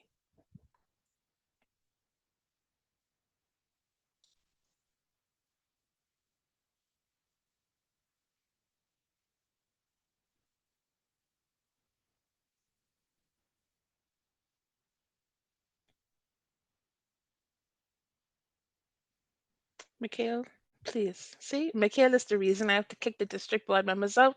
Y'all messing up the curve. 19, 16, 21. Yeah, no. Who was not a district board member on this list? I am. Riche, our speaker. I see 20. Anyone over 20 that's not on the district board?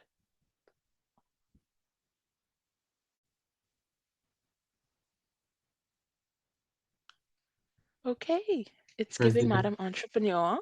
President You get a Andre also prize. got 20. But I have another one. I have 2 prizes.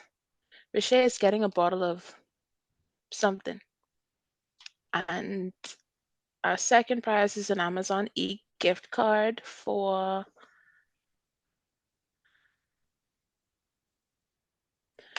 Horse is an ADR. Sorry, me? No, he can't Permanent get Horse. one. He's on the board. I need somebody else, Selvin. Help me.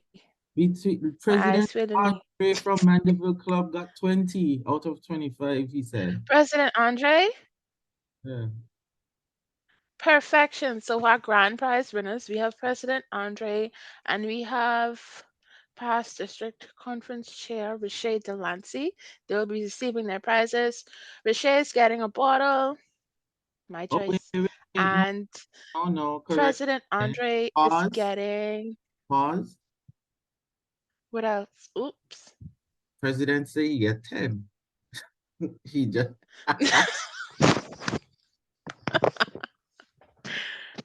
Is it the truth, y'all? I spoke too fast. I'm screaming.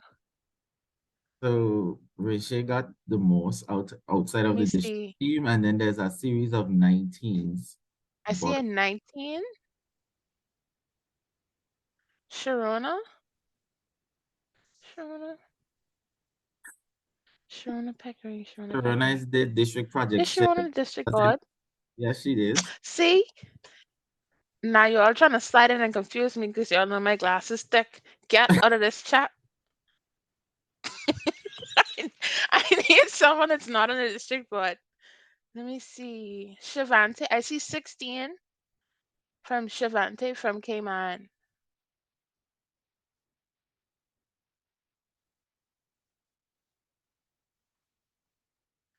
Man, math is different. Y'all are Not very seeing the funny. others really. Okay, my grand prize winners are Rashay from the Rotaract Club of East Nassau, whoop, whoop, and Shavante Johnson from the Rotaract Club of Grand Cayman. So I'll liaise with you ladies later on your prizes. Thank you all for being such good sports and Thank you participating kindly for my in prize. the YLS trivia. Side note, if any of these questions surprised you, confounded you, you didn't know what was going on, I encourage you to look into them, look into the answers, and these could possibly be Rotaract minutes that you could share with your club membership at your meetings going forward. So feel free to use them as you feel necessary. And we can move on to introducing our third speaker for this YLS. We have a session on session 3 will be called Sailors for Sustainability, Exploring Environmental Stewardship and Sustainable Leadership, which will be led by Rotarian Doug White, and he will be introduced by ADRT Mikhail Remore. I also want to remind everyone to be mindful that we are having live translations. So as we speak, just bear in mind that our translator is translating in real time. So to you, ADRT Mikhail. Thank you so much, Chair Julian. Doug White is a retired green architect who specializes in residential tropical green building design and was a renewable energy company owner. He was co-founder of the Island Green Building / Living Association on St. John in the U.S. Virgin Islands. Doug has been a Rotarian since the mid-1980s. He is a charter member and a past president of the Rotary Club of St. John. He's currently the Environmental Sustainability Chair of the St. Thomas Rotary East Eco Club, and he's also the District 7020 Sustainability and Environment Chair. Doug is a member of the Rotary Foundation cadre of technical advisors for protecting the environment, and he's also chair of the Environmental Sustainability Rotary Action Group Climate Solutions Task Force. Doug and his wife Leslie, who is also a member of the St. Thomas East Eco Club, they both drive electric vehicles, which run on sunshine.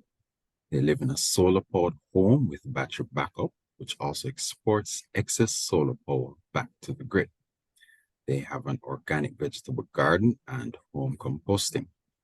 Doug has been a vegetarian / vegan for 25 years.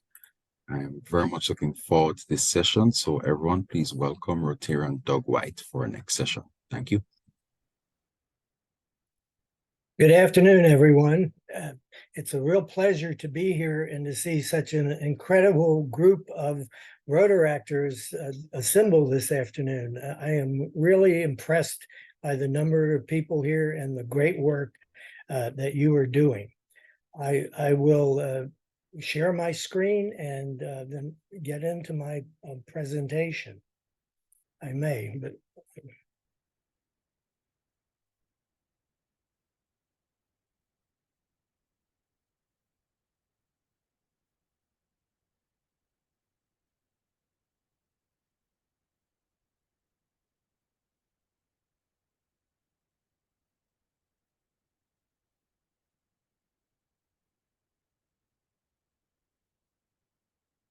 can everyone see the screen on that now?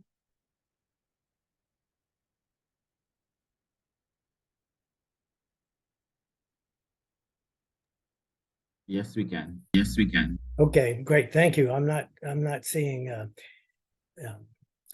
I'm actually not seeing any video here other than my screen. So I hope that you all can see it well. So, and I wanted to thank the leadership of Rotaract for organizing this. And also, I loved your title that you had assigned to my talk, Sailors for Sustainability, because it allows me to talk about some of my early years here in the Virgin Islands. I'm celebrating 2 anniversaries this year. Number one, I've just turned 80 years old. And number 2, I'm celebrating my 50th year of living in the Virgin Islands.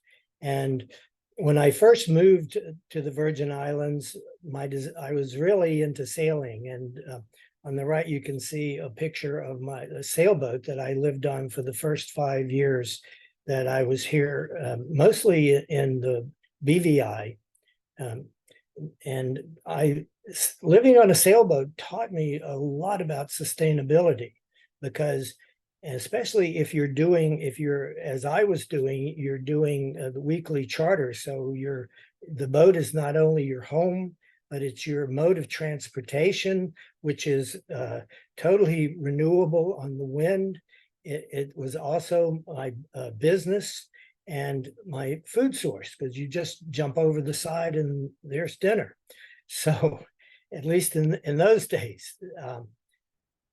So I really learned a lot by that. And when I moved back onto land after 5 years and started practicing architecture again, which I've practiced for the last 40 years, it taught me a lot about design, because living on a sailboat, you have very, very tight cramps. As most of you know, I saw some of the earlier pictures of the great fun you guys were having on sailboats. But the space itself is really well designed. It's well laid out and it's multifunctional.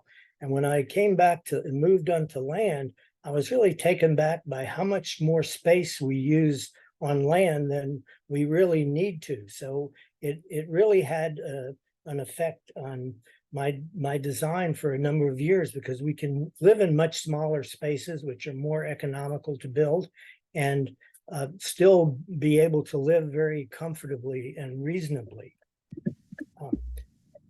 This is a view from that photograph I just took this morning from my house, and I took the photograph just because it was so awesomely beautiful. And of course, maybe it's the quiet before the storm. I don't know. We seem to have maybe something brewing out there in the Eastern Atlantic, but it also gives a false impression of what is really happening here in the Virgin Islands. And one of the things that you realize after you live in a place for a very long time is you notice the changes that happen. When I first came here, I was diving and snorkeling in 40 and 50 foot tall underwater elkhorn and staghorn forests, just unbelievably large and beautiful reefs in the Virgin Islands that they just aren't here anymore. In fact, now when I go I don't even like to go snorkeling anymore, because the reefs are, they're gone, really, quite honestly. But yet when tourists and visitors come down, they go snorkeling for the first time and they see a few patches of coral and a few fish, and they think it's really beautiful. But they don't really see the devastation that has happened. And another example that I see changing over time, over these years, is air conditioning. I never, in fact, I hated air conditioning. I couldn't sleep in a room if it was air conditioned. I always liked to have an open window, and now I can't sleep without it. And we do have the largest, the last summer, as you all probably know, was the hottest summer in what is arguably the last 120,000 years. It certainly was the hottest summer on record, breaking the 2016 record for the hottest summer. And that goes back to the time that they were keeping records in 1880. And then we're just coming out of the Holocene period, which we'll talk about in a little more in a moment. That's the 10,000 years of very, very stable climate, where we had nothing really, where the parts per million in the atmosphere never rose above 350 ppm. That's of carbon dioxide in the atmosphere. Now we're at 420 ppm. So, and of course, the before the Holocene, over the last 10,000 years, we had the Ice Age for about 100,000 years. So I think you could really say this was the hottest summer that's been in 120,000 years. And we see the CO2 levels rising. They are not falling. And RI past President Berry agrees with us.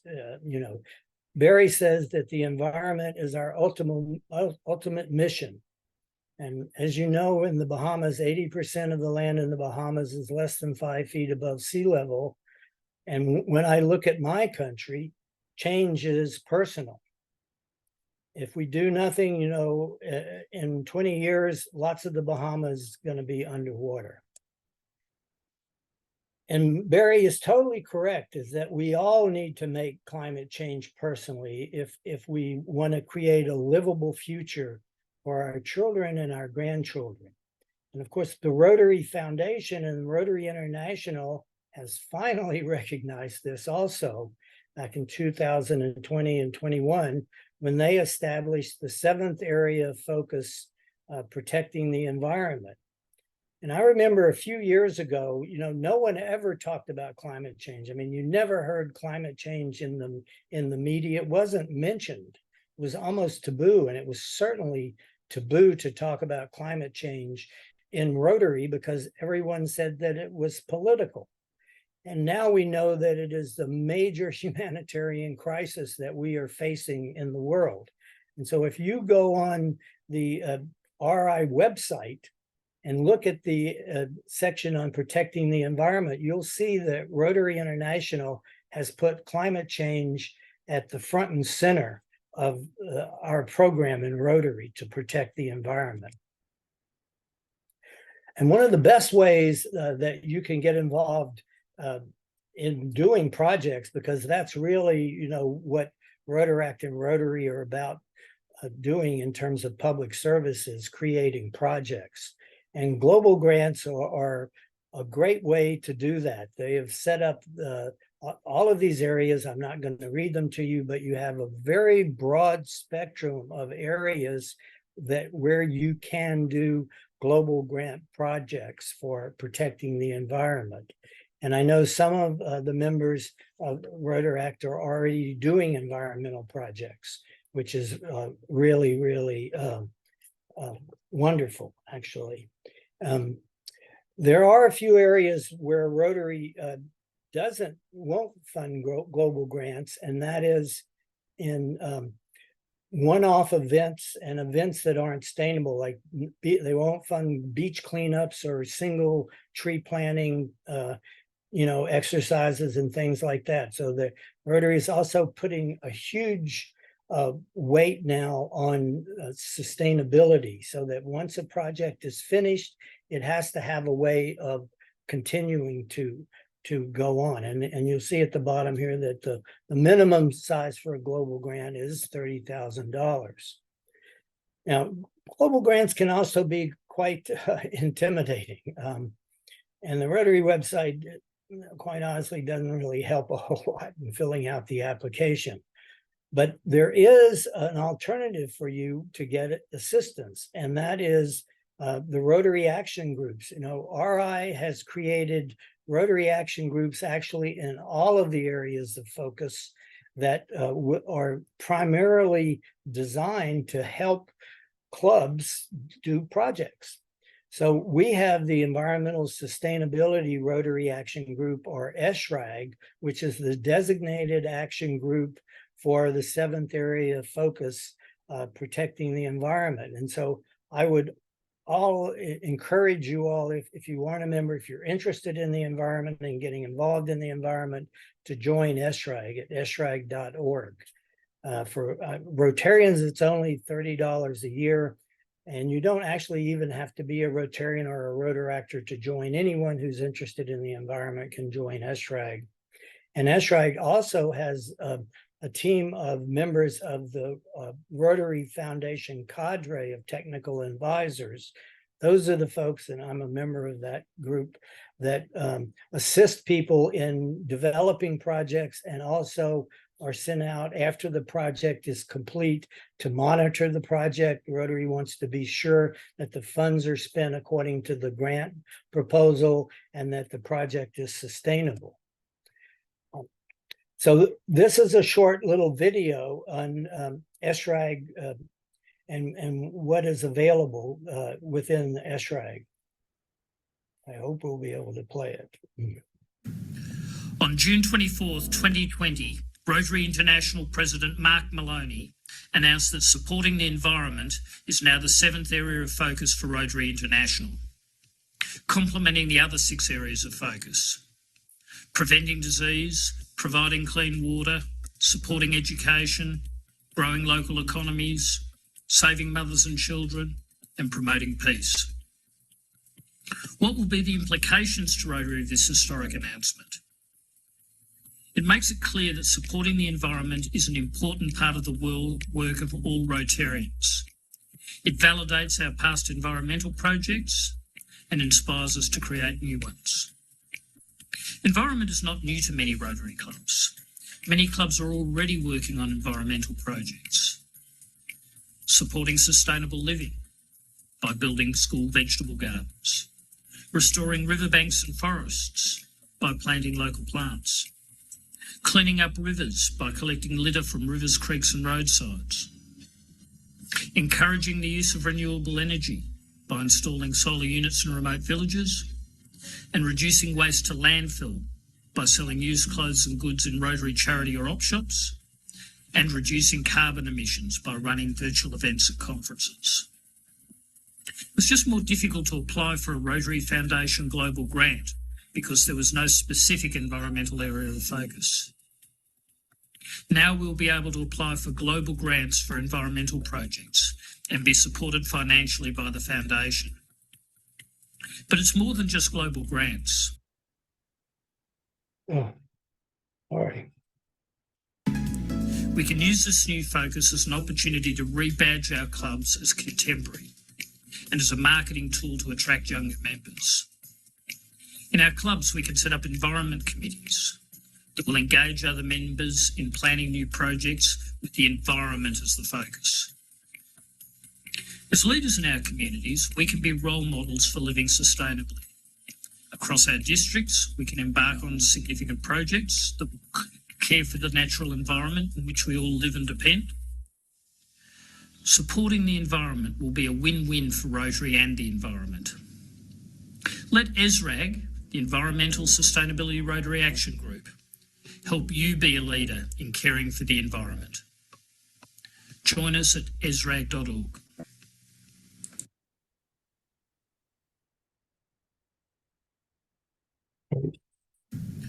On June 24th, 20 environment, the other 6 areas of focus. Growing local, when declaring protecting the Wait. Probably moving past this one. There we go. Sorry about that. So esrag.org is the esrag website that also has a great resource for a lot of project ideas and action guides for that lay out exactly how you can lay out a form of project. And then, of course, for doing a global grant, one of the first requirements is to conduct a community assessment to be sure that you're doing a project that not what you or your club wants to do, but what the community really needs. And here are a few examples of some of the projects that that we are doing in ESRAG, and also that you can you could do on your own. And some of these are local projects that you can do in your club, and then you can also do projects that are international projects like fuel-saving eco stoves in Uganda, or also food too good to waste. And we're doing one project in our club called Share the Sun to provide portable solar generators for low and moderate income families who really can't afford the high cost of solar. And then I'll also run through a couple of other projects just to give you a little bit of an overview one, but one project that we finished in our club just very recently was solar refrigeration for a community farmers market here on St. Thomas. And one of the things that is really important when you're doing global grants and projects in general is to be able to include other groups within the community within your project. It broadens your scope, and it's easier to raise funds that way. So down at the bottom, you can see all of the local projects, and I'll talk about their contributions in a moment. But when you do a global grant, you have a host club, and that host club needs to be in the area where the project is taking place. So my club, the St. Thomas East Eco, was the host club. And then we got other clubs, actually they were all within SRAG, to be members. The project that we did was this solar refrigeration for a Bordeaux farmers market. And you know, we're all in the same boat pretty much in the Caribbean, is that, most of our islands, with a few exceptions, are powered primarily by fossil fuels. And we're in the Virgin Islands, we're paying 45 cents a kilowatt hour for fuel. The average rate for fuel that people pay for power in the United States is between 9 and 13 cents. So our utility rates really create the greatest impact on the poorest people and the least fortunate people. So the farmers market already had this very strong rigid frame steel structure that had already survived Hurricane Irma, and so it was a no-brainer just to put the panels on the roof of that structure. In fact, when you install panels properly on a roof, on your home or on a building, if they're attached directly to the structure and not just to the roofing material, they will actually make your structure stronger in a storm. And they also make it cooler underneath. I've noticed a 1 to 2 degree temperature in the roof underside of roofs where solar panels are compared to just roofs that are open to the sun. And we also provided inverters and battery backup, because it doesn't make any sense, in my opinion, to do solar without battery backup now, because we have so many power outages with the grid, and also the sun doesn't shine at night, so you need the backup for night. And then they had a 10 by 10 walk-in cooler, and this is the reason we got involved, because another local group had donated the money for this walk-in cooler, but We Grow Food, they couldn't afford to run it on the utility because it was just too expensive. And then when you're doing solar projects for a global grant under the Protecting the Environment area of focus, there should also be a community and education component, a community education component. And so we provided the technology. You can see the computer screen there that shows the real-time output of it. And during market days, then the members of We Grow Food, which is a nonprofit farmers co-op, they only grow organic food, and they teach the community about solar. And this is a very important part if you're thinking of doing a solar project, is to add a community education component into that, because actually RI may not accept your grant if you don't. Okay. Again, there we go. Okay, just a picture of all of us that put this together. Now, here's a really interesting part. We started out thinking, okay, well, we're the primary reason was they can't afford to run this cooler because the utility rates are so low. So what are the benefits then of doing a solar project? And they're multiple across different categories. This system will provide 33 tons of CO2 emissions reduction over 20 years. And, solar panels have a very long life. They're actually warranted to give out 80% of their power over 25 years. And it also provides resilience and disaster preparedness with battery backup, which, our power goes out in the U.S. Virgin Islands several times a week.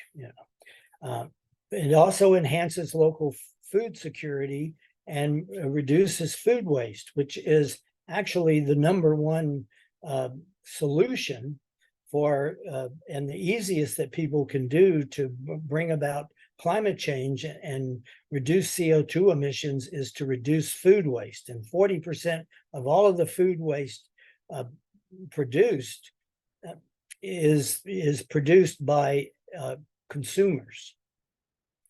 And then, of course, it reduces the high energy burden. Again, that's to say that it's the least fortunate people in our society that have the greatest burden, financial burden, because of our high fossil fuel utility rates. And it provides community economic development, because we estimate that they will save about $250,000 in utility bills over the life of the solar problem. So that frees up money to be able to do other things that they would be paying utility bills with. And then, of course, we all need to be more sustainable in the amount of locally grown and organic food that we produce, because we're importing 80-90% of our food from off island, which is a huge waste, and increases a plant-rich diet for individuals and the Earth's health. And as I had already mentioned, it promotes energy equity and climate justice. So I was talking about that, about how you go about undertaking a Rotary Global Grant. And you have your local club, the host club, and then you need an international sponsor. And this is another reason I encourage you to join SRIGE, because this whole grant, which was the whole total project was $90,000. The solar component of it was $75,000. We took a $10,000 donation to our club from a private individual who was very interested in promoting solar, and turned that $10,000 into a $55,000 Rotary International Global Grant by getting all of these other clubs that you see listed here to participate in the grant. The club would participate, contribute a certain amount of money, and then you go to the district and you go to the district. In our case, our District 7020 provided another $10,000 for this grant. And then you take all of these district grants and you take those to Rotary International, and they will match those grants 80 cents on a dollar. So you can, a small club, our club is only 15 members. A small club can do a big project because of Rotary and because of our network, our international network that we have. And as I mentioned, these are the additional partners that contributed. The Community Foundation of the Virgin Islands contributed $20,000 toward the solar project. World Central Kitchen, which was donating food in Puerto Rico after the earthquakes, and has a food producers network helping farmers in the Caribbean. They donated the walk-in cooler. There's another program that is being conducted up in the States called Lunch Out of Landfills. And that's the idea of let's get lunch out of landfills. It's dealing with creating a circular economy. And this is a project that in the school lunchrooms in the States, and I don't know about in all of your countries, whether you have lunch or provided lunch in the schools, but in the US, it's a given. You're provided a lunch by the government in the schools, a free lunch. And so this is a totally student-led program that I think is really inspiring. The way we are living, consuming, disposing, and impacting our planet is no longer sustainable. It is time to look at the problem, understand the impact we are having, and change our behaviors. It's no longer okay not to know. Lunch out of landfills is a way to start. Rotarians can educate, Inspire. Assist teachers and student-led green teams. Empower. Engage. Provide the tools needed. Weigh and monitor every day. Our trash and recycling looks like this, and convert it to become this.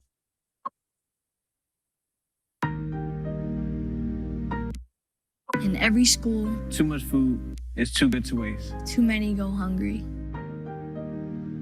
The data tells us why. We will teach you how. We'll teach our communities. We'll teach our government. We can do this. We should do this. We must do this.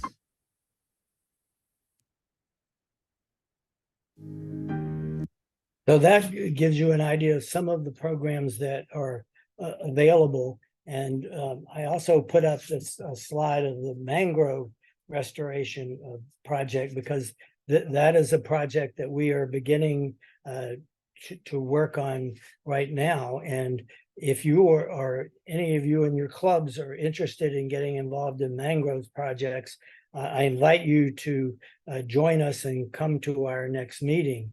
I know Kevin Proust in the Rotaract Club of Kingston in Jamaica has been already involved in mangrove projects.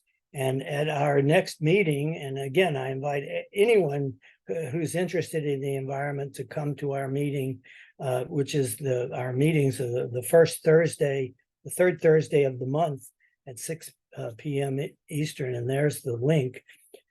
We are looking at the idea of getting together district-wide mangrove restoration projects, because mangroves sequester much more carbon than do traditional forest. So it's a really great way of having a big impact on the environment. And of course, we all have mangoes. All of our islands are all similar in that way.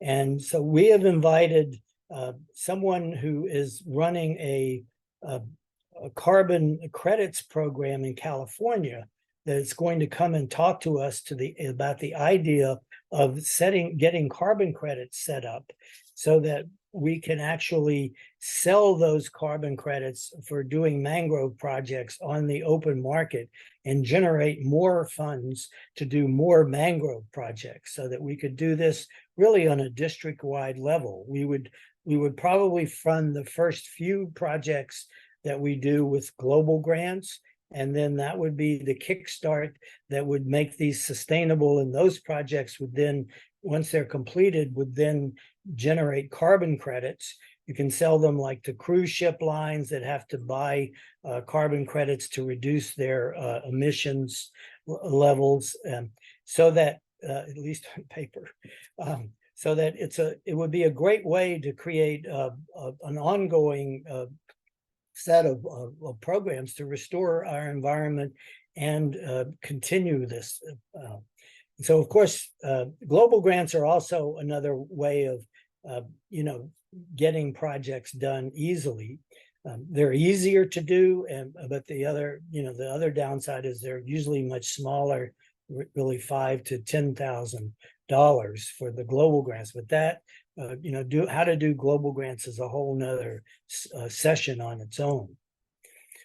And then you can take this right down to a personal level, the way that you can act. There's a great organization in the United States called Project Drawdown, drawdown.org.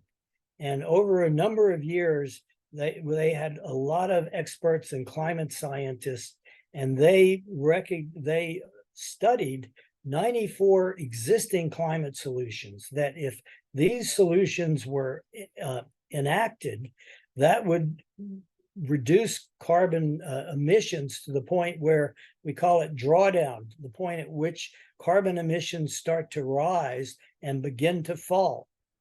And we have a very, very short window to do this. The UN IPCC report from last year, that's the United Nations reports, tell us that we have to reduce global emissions by 60% by 2035 if we want to have a hope of keeping temperatures below 2 degrees. So I invite you all and encourage you all to set up an environmental committee in your club. I know some of your clubs already do have an environmental committee.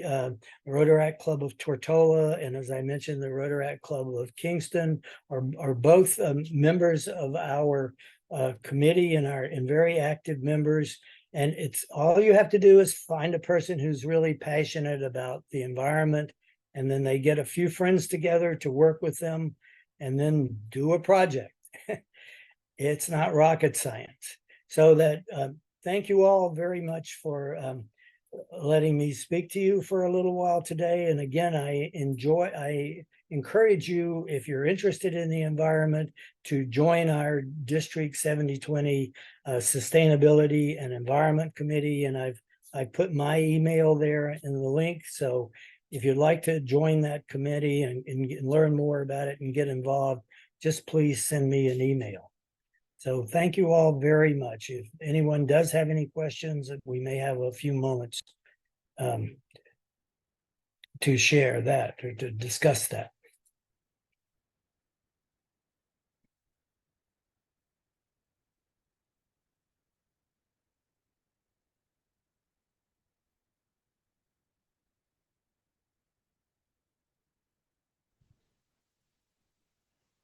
I don't see any questions in the chat, and I don't think I saw anyone unmute their mics.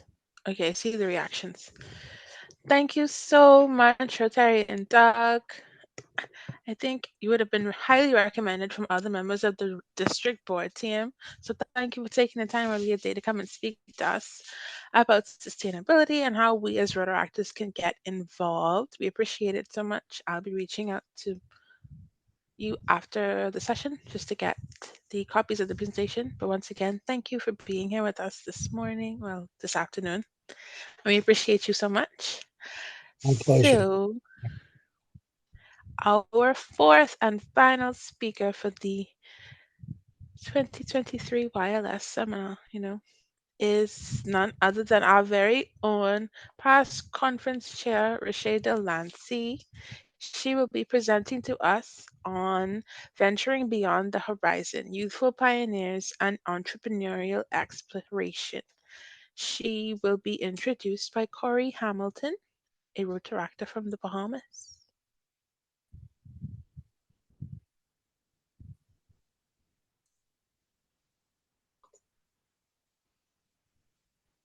Ready?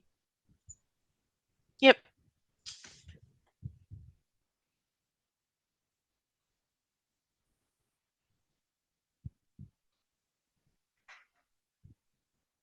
Corey, you frozen? My bio, well, I'm stunned, that's all. Rashay Delancey earned a bachelor's and master's degree in business administration and project management at the University of North Alabama. After over 5 years in private banking, she founded her first business in the cleaning industry. Rashay joined the Rotaract Club of East Nassau, big club, in March 2017, where she had including club service director, international service director, vice president, and director. Rashay also served as past district conference co-chair for the Jazz Vibes 23 held in Nassau, Bahamas. When she is not busy with Rotaract, finding new ways to grow her business, journaling, the scripture, Proverbs 4 verses 23. Above else, guard your heart, for everything you do flows from you. Ladies and gentlemen, help me welcome my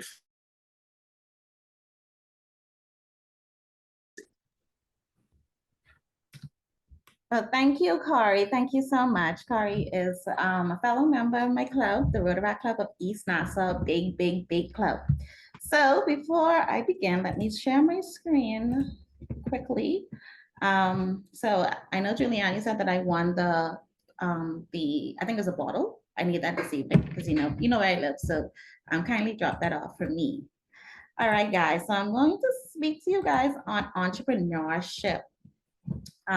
This is something I am very passionate about. I am a blooming entrepreneur. And so through this presentation, I hope that you, of course, find some gems and of course, have some sympathy for us entrepreneurs. It's hard out here.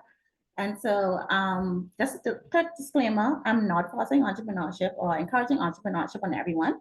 This is just the path that I took. And I just want to share it with you guys. So the topic I was given, was venturing beyond the horizon, youthful pioneers and entrepreneurial explorations. So before I begin, can you guys drop in the chat box below who here is an entrepreneur, thinking of being an entrepreneur, kind of have an idea, but don't know where to get started? I cannot see my chat box, so Julie, can you kindly assist me, please? I just want to know, like, who here thinking about. We have ADRR Shanice. She has a dessert business. Okay. Myself and District Newsletter Chair Tamisha, we are thinking. Okay. Of getting out there to make that money. You know. Okay. All right. So entrepreneurship. In my daily walks on social media, I came across this meme and it says entrepreneurship is risking it all for a vision no one can see but you. And what does that mean? To me, I think that speaks loudly to me because even though I did not risk it all, I risked a good amount. Risking your time, risking your resources, risking how you show up and how you are present in your relationships. Entrepreneurship is not an easy journey, but even being an entrepreneur and being a Rotaractor, that's not an easy combination. And I hope that this presentation will bring light to some of the obstacles that we may face and also some ways that you can get to that entrepreneurship status. So journeys of entrepreneurship. I was asked to share my journey, and although my journey is not unique, I find that a lot of persons did not take this path that I did. So first, what would you like to do? When you're thinking about being an entrepreneur, how do you start it? You brainstorm your industry. As for me, this took me a while because I knew I wanted to be a business owner. I knew that I wanted to give back to my community. I was already in Rotaract before I started my business, but I also, I was not sure what I wanted to do. And so you brainstorm your industry. A lot of persons, this can look different. I know a lot of my entrepreneur friends, they started from a hobby or some likes and dislikes or what they are talented in. As for me, that was not the case, but that's an easy start. Or you could start as a side hustle. If you're good at braiding hair, or if you're good at, let's say, cutting grass, or you have an eye for interior design, maybe you would say, okay, well, let me think of doing this on the side. And if this becomes lucrative, this can be my full-time job, or I could do this full-time. So brainstorm the industry with me. I thought of a lot of things. I knew I liked to travel. I knew I liked to shop. I knew I liked to go to YouTube. So different things came to my mind. But the cleaning industry, to be honest, it just honestly just came to me. And I thought about it, and then I went to my next step, which is research other companies, research your competitors, not even your competitors, research what others are doing in that industry around the globe. As for me, as Corey stated, I take a lot of time on YouTube and I take a lot of time Googling. When I thought of starting a cleaning company, first thing I did was Google it. And then the second thing I did was I YouTubed it. And so when you research these companies, I saw a lot of cleaning company owners, like people all the way in Dubai, people in India, people in Africa, but that gave me a little bit more of a perspective of what services I wanted to include in my business. And so of course I did a local search of cleaning companies in my home in the Bahamas, and I saw what they were doing and I saw what they were not doing, what these other persons were doing. So I had a little, a little insight on what I think I should include. After I researched those companies, I thought of a business name.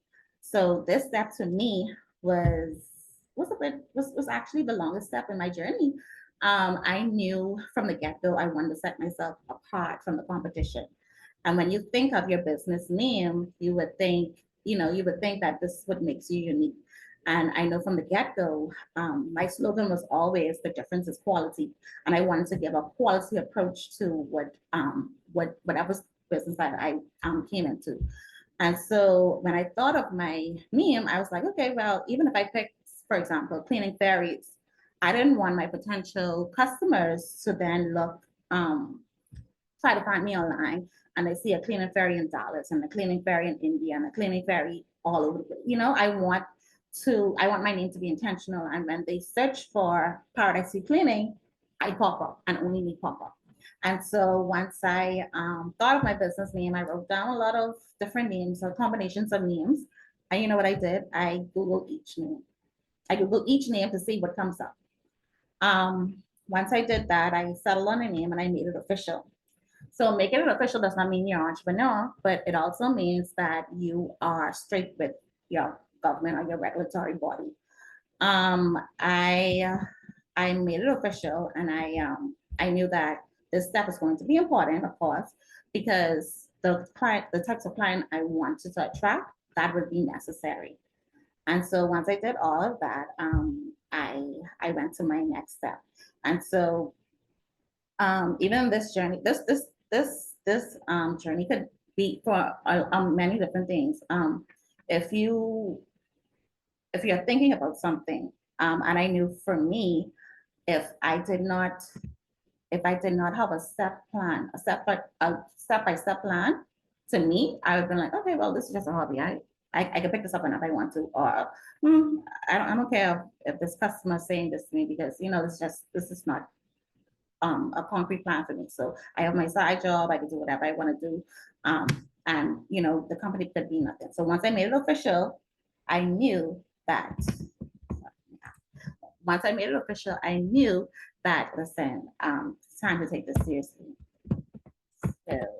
So resources for success. What resources I use? In the beginning, I wanted to spend as little capital as possible. So many things I use were for free. And, you know, I'm on social media all the time anyways. So I said, you know what?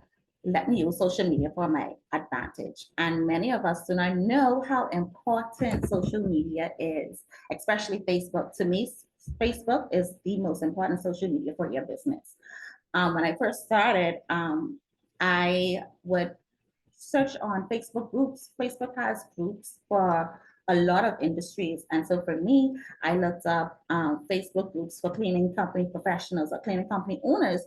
And these groups, they would share tips and tricks and industry secrets, and they would share different things that they go through their day-to-day. So by reading that every day, I got a larger perspective on what I'm going to enter, things that I need to look for. Instagram, of course, you can showcase or advertise your business. YouTube is more than just music videos. YouTube can show you everything. If you want to start a stationery business, you can YouTube it and they will show you step-by-step tutorials on what needs to be done. YouTube. I cannot tell you how many things I've learned through just watching a YouTube video. WhatsApp business. If you guys have taken anything from this, please have a WhatsApp business for your account, for your business. No one wants to see you, your clients don't want to see you throwing back 5 shots on a Saturday, and then on Monday, you trying to sell them insurance. That, to me, that screams unprofessional. So WhatsApp business, you can have, of course you need another number, but you can have your personal WhatsApp and your WhatsApp business on the same phone. You don't even need to have another phone. right? So WhatsApp business is very important. It shows that you are professional, you are serious about this. TikTok, everything on TikTok now, right?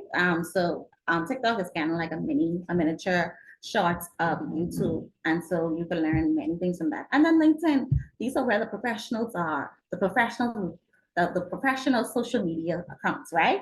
And so if you want to get in communication, or do you want the managers and the CFOs and the executive board directors of different companies that you want to work with, if you want to gain visibility, have a LinkedIn account. So free tools I use. At the beginning, I used Wave. Wave is like an invoicing app. If you want to get paid, and if you're dealing with a professional client, they want to invoice, right? And so I use Wave for a bit to send my invoices. It's free. You could download it on your smartphone. But I think now they have it restricted for just the US market. Just change your location to the US and it's fine. You can send free invoicing. Canva, of course, everybody knows Canva. You can make your logo through Canva. You can create flyers through Canva. You can do all of your marketing, really, and any flyers you want through Canva. And then client relationship management software. These are software you use to communicate with your clients. For me, I did not, at the beginning, I did not use a free tool. I did everything on my own. So I would message clients on my own. I send reminders on my own. I send emails on my own. And then it gets too much once your business grows. And so free client relationship management softwares like Fresher or Setmore, like, with other beauticians or other service-based industries use, you could try that. Or you could just Google whatever your industry is, CRMs, and it would pop up and then you just try what you want. And then of course, networking events like this, networking mixes, community and civic organizations. Just Rotaract. If you have a club like my club is very supportive. So just let them know that, hey, you started a new business, and even if they don't patronize you, they could tell their coworkers like, hey, my Rotaract friend, she has a cleaning company, and my Rotaract friend has a landscaping business. If you're looking for those services. And so I found that Rotaract, when I first started, my first clients were my Rotaract friends, right? And they are still my clients now. And so I think people to underestimate the importance of networking in Rotaract and what that can bring you. Some of my biggest clients came from Rotaract. And so just make sure you network and make sure it's known that, this is what you do. You cannot have a business in secret. That's just me. You can't hide your business. If you want people to patronize you, you need to know that, hey, this is you. So building your brand, what do you think building your brand means? What sets you apart from your competitors? So you made it official, you have the tools for success, but what sets you apart from your competitors? And for me, when I thought about my brand, a few photos, a few images popped to my mind. And these are a few images of my business. So the first is my band. When I show up to a job, they know who we are. They know what we're coming to do. They know how to contact us, and they know what we're offering. And so by just looking at my band, they know that, okay, this is a professional company. This is, fly-by-night company, right? And then next, I have one of my colleagues. She's in full uniform. We show up to every job in full uniform, and it starts with me. I show up in uniform every day. So then my employees can't say that, you don't wear a uniform, so I could come wearing anything. So every day, I make sure I'm full regalia, because then it starts with me. Of course, my employee, we always, something as simple as using shoe covers. In my company, shoe covers are about a couple cents, and that sets me apart from my competitors, because now, because now they're saying like, oh, you guys are so professional. My last cleaning company didn't do that. And then just your tools. If you want to be a photographer, you can show up to a wedding with us, iPhone or Sony Snapshot, right? You want to invest in the tools that you are going to bring forward to your clients. And so for me, I knew that was going to be important for me. So I tried to source the best in the industry in my tools and cleaning supplies. And then of course, what you post on social media is your brand. I have a pet peeve of a lot of companies saying that, oh, well, I am a luxury brand, or I want luxury clients. You can tell that you are luxurious from how you present yourself. Your social media shows that you are luxurious. Your clients, how you present yourself, your workers shows that you are luxurious. If I in mall and I see Tiffany & Co, I could tell from the outside that Tiffany & Co costs money. Like, you know, their merchandise doesn't even have the price tags on it. I can tell from there that that's a luxury brand. If I'm in the mall and I see a Forever 21, then I'd be like, okay, well, maybe I can afford that, right? So how you present yourself shows that the kind of clientele you are going to attract. And then finally, I have a photo of myself. And so to me, the biggest brand ambassador is yourself. You cannot expect persons to want to support you if they think you're a scammer. How are persons give you money if you have this idea that you're always trying to get over on someone, or your attitude's unpleasant? I am my biggest brand. I show my brand every day, right? And so how I carry myself, how I deal with clients, how I dress, how I even post on my personal social media accounts shows my brand. Because if I'm posting, oh, this client's so annoying, who's going to want to work with you? So myself is my brand. And then finally, embracing setbacks. Setbacks, I think, is inevitable as an entrepreneur, as a leader, not even an entrepreneur, as a leader. Setbacks are inevitable. In my Rotaract career, in my Rotaract journey, I've encountered many setbacks. But in the entrepreneurial spirit, every setback you're very solution driven. You look for solutions for any problems you may face. And so a few setbacks most leaders or most entrepreneurs or budding entrepreneurs may face, for example, maybe capital. You may not have the funds for what you want to invest in, or the idea you want to bring forward. Of course, that's inevitable. I know most persons, they have a main job and they work on their business as a side hustle to raise income, which is fine. For me, that wasn't the case for me, because I kind of jumped into my journey cold turkey, which I do a lot of things, but so you take your savings and you invest and you risk, right? Because you don't know if you're going to get a comeback. You're going to get a profit for what you're investing in. And so that's what you have to do as entrepreneurs. You don't know if you're going to get, if what you investing in is going to make a profit, but you have that vision and you're holding on to. Another setback could be employees. You could get to part of your journey where your employees are not employing. That's not a word, but your employees are not living up to what you want it to be. And as entrepreneurs, we always say that, oh, I wish I could clone myself. Or I wish I could do everything on my own, but you cannot. And so finding that balance of great employees is sometimes difficult. You could find, I'm sure you guys know of some companies that they were good at the beginning when they were small, but when they got bigger, like they got terrible. And sometimes give us some grace, because you would want to have your employees be the best that they can, but sometimes they're not. And when you do find great employees, you will have to cherish them. Like I do now. I have a great bunch of employees, and I worship the ground they walk on. I always check in on them. I make sure they are good mentally, because if you're not good mentally, you cannot show up in your job. Another setback could be clientele. I have two businesses. I have a cleaning company, and I also have a business in the food industry. I make charcuterie, which is like meat and cheese plates, platters. And through my cleaning company, when I got my clientele, I had to get them basically through the mud. I got it off the bustle, because I had to be consistent, and I had to show up every day and try to hustle up of my clientele. But on the other hand, with my charcuterie business, that was overnight success. I boosted one ad, and the clientele rolled in, and so of course, I am happy that I experienced my cleaning company first, because then I would think I would think that, all right, well, this is how business goes, which isn't. So everyone's journey is different. And then finally, government regulations, guys.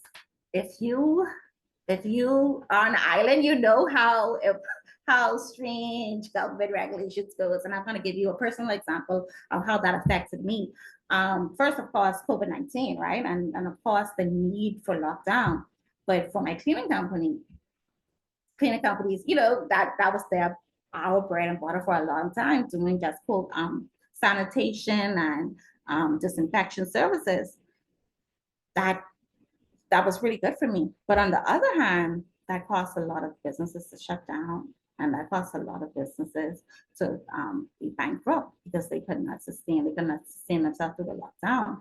Another example for me in my charcuterie business is that just government regulations every year, something changes, right? And so when I first started my business, cheese, which is of course an integral part of of my boards, they were tax-free. They were VAT-free. And so, I enjoy, purchasing from suppliers VAT-free. And then another year rolled around, and then government changed. And then I said that, okay, well, we're going to do away with VAT-free, and then everyone's going to be taxed across the board, even bread basket items, because cheese is of course in the bread basket items allocation. And so I was like, okay, well, you have to start paying taxes on it, or paying VAT on it. And it was fine for me until another year rolled around. And then well, cheese was kind of not on the bread basket items list. And so now I noticed from my suppliers, one block of cheese. So this was not a case, one block of cheese. And I'll go through a lot of blocks of cheeses, right? Increased in about price of like $5 per block, $6 per block. So that's not even the case. Per block of cheese, I've noticed increase because they had to cut back on other areas, and I guess try to push their profits on cheeses, I don't know, on other areas. So for me, that could have crippled my business. That could cause me to shut down because I couldn't afford it. I could not even make a profit with that. And so, of course, being solution driven, I came up with another idea, and I found another supplier, and I imported myself on my own. But that right there, that could cause a lot of businesses who are not as small as me. If I was bigger, I could not import as much as I do. But if I was bigger, that would cost me to close down. And so these things, just a few setbacks, but of course, with being an entrepreneur and even being a Rotaract, even being in event planning, you always expect the worst, expect unexpected in everything you do. And so being solution driven as I am, I always look for my setback after I always look for my comeback after any setback. So yeah, I think that is my presentation. Yeah. Do you guys have any questions for me? Sorry, I know I just talk a bit fast when I get excited. But do you guys have any questions for me?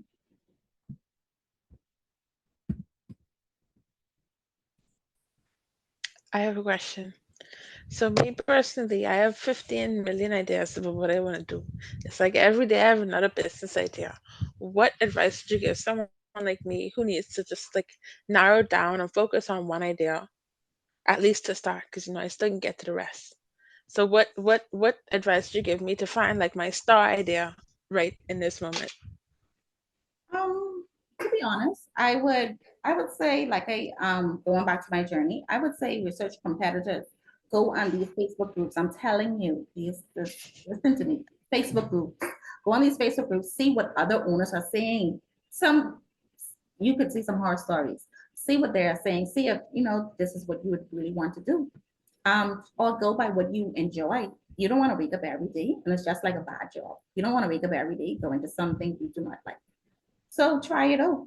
You could try more than one side hustle. So try it out for a bit and see what works best for you and see what you are most excited about. And then I would say go with that. Okay. Oh, I have a question in the chat. From Jelani, entrepreneurship is generally glamorized in social media. However, many people do not know the daily sacrifices that have to be made in order for your business or idea to stand on its own 2 feet. His question is, what fears, mental challenges, or doubts did you face on your journey, and how did you overcome them? Oh, Jelani, that's a great question. Entrepreneurship is over glamorized. It is. I think I wish it would not be as much. Guys, I could sit here and I could say what I've been through, but you guys probably tell me you don't believe that.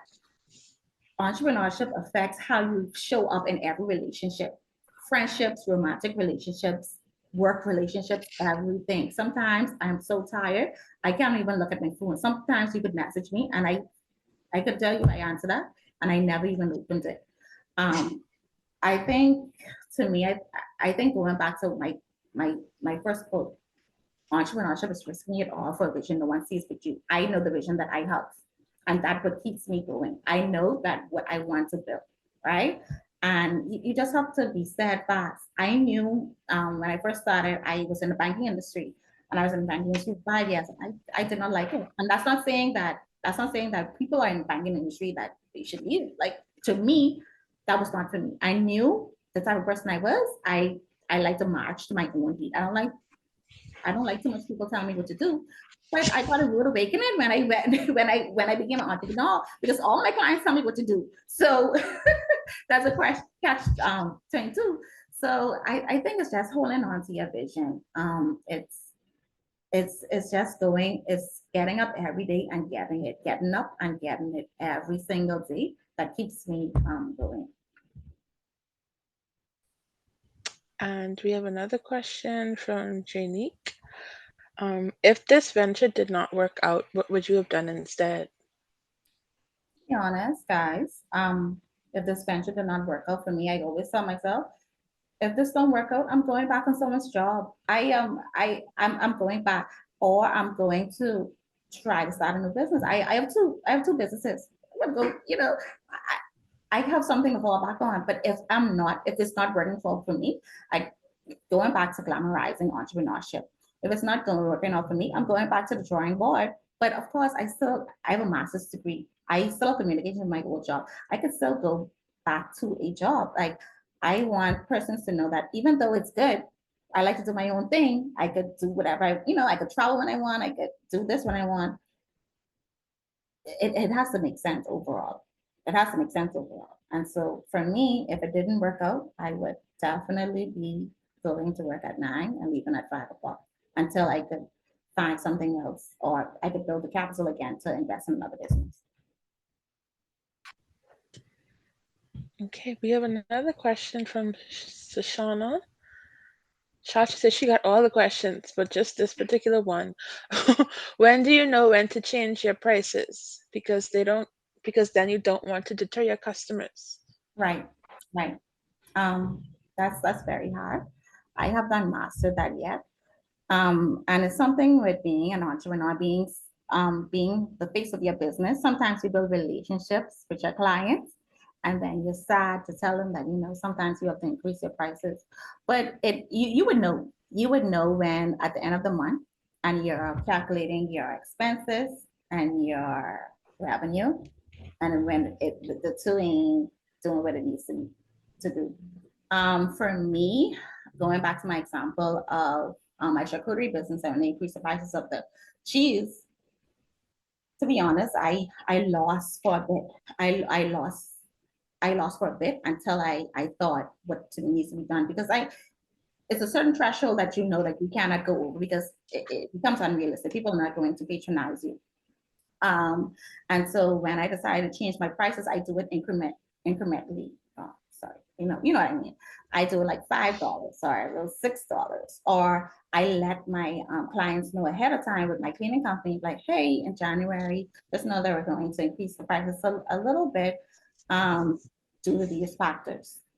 And I just hope that they stick around. If not, persons are going to stick around. Persons are going to come. If they like you for you, and I have some great clients, if they like you for you, they're going to stick around. Because to be honest, everyone is doing something. Everyone's doing landscaping, everyone's doing partition. But I go to these people because I have a connection with them, to be honest. I don't even pick the cheapest person. I pick the person that I can mesh well with.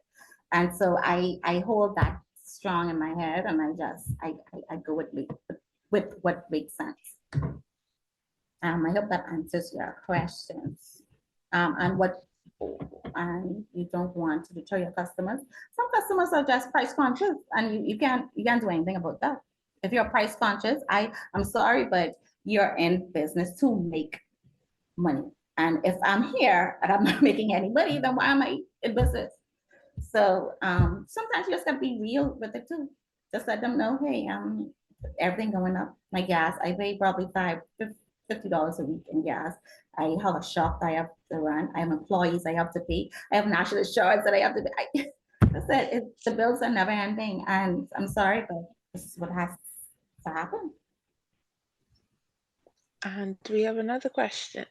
In terms of budgeting and goal setting, do you have any advice on setting realistic goals when first starting out?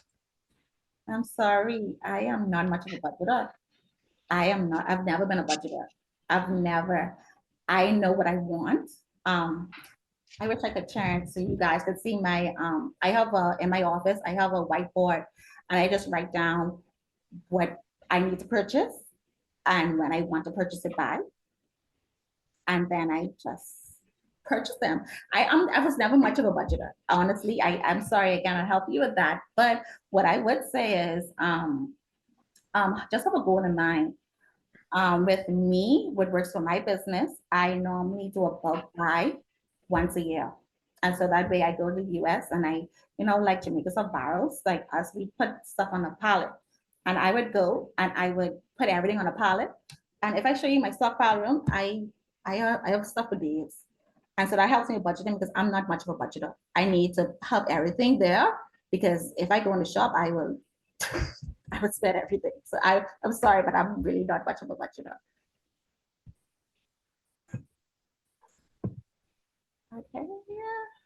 I think those were all the questions in the chat. So thank you so much, Rashay. I could honestly say that you've been an inspiration to me, like personally, even in Rotaract, like just watching your entrepreneurship journey. So I definitely wanted to reach out to you to come and be a part of my YLS so you could talk to the people about how we can make this money together. So with that being said, I want to express my final thanks to you as well as all of the participants still on the call today. It's been amazing seminar. I'm so glad that you all came, but I can pass the lectern to our District Rotaract Secretary, Nakia, who will be giving our official vote of thanks.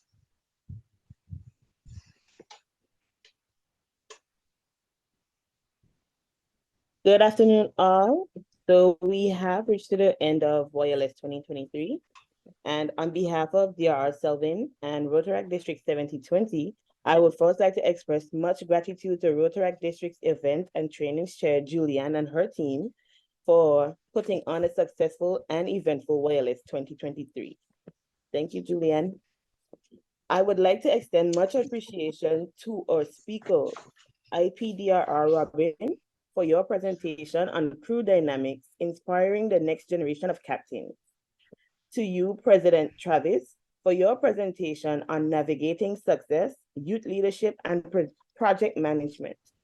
We are grateful to Rotarian Doug White for your presentation on Sailor for Sustainability, exploring environmental stewardship and sustainable leadership.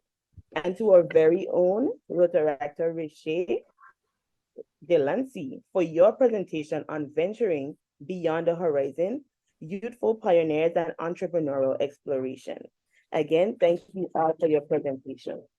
Finally, I would like to thank each and every one of you for joining YLS today and giving of your generous time, as this would have never been possible without each of you. Thank you. Now, let's raise our glasses as we toast to Rotary International. To all of you there, from all of us here, with Caribbean drinks and good service and cheer. From beautiful Rotaract District 7020, we raise a toast to Rotary International.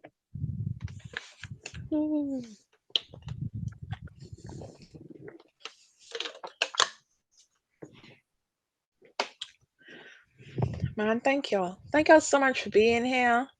Y'all know I'm very dramatic. So I'm always worried that something could go wrong at the last minute, but I can honestly say that the ship was run very well today. So thank you all so much. I hope you have a wonderful rest of the day. Look forward to our upcoming training events for the rest of the year, and I wish you guys the best. Have a great day, everyone. Thank you. Same to you.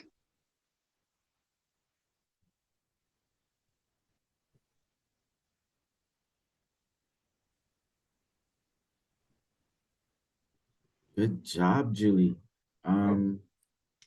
The folders, I know you started uploading the past presentations, but if you have them, put them in the respective folders, and because I think a few members were asking about them. And then, of course, you know, the link Okay, I to think all the I posted YouTube it. sessions I have were. mine. I think I still have like my presentation to upload, and then I'm gonna reach out to the speakers to get these presentations as well so that they're available district-wide, and follow up with the translation team. And following up with the translation team for the French translations as well. But aye, Captain.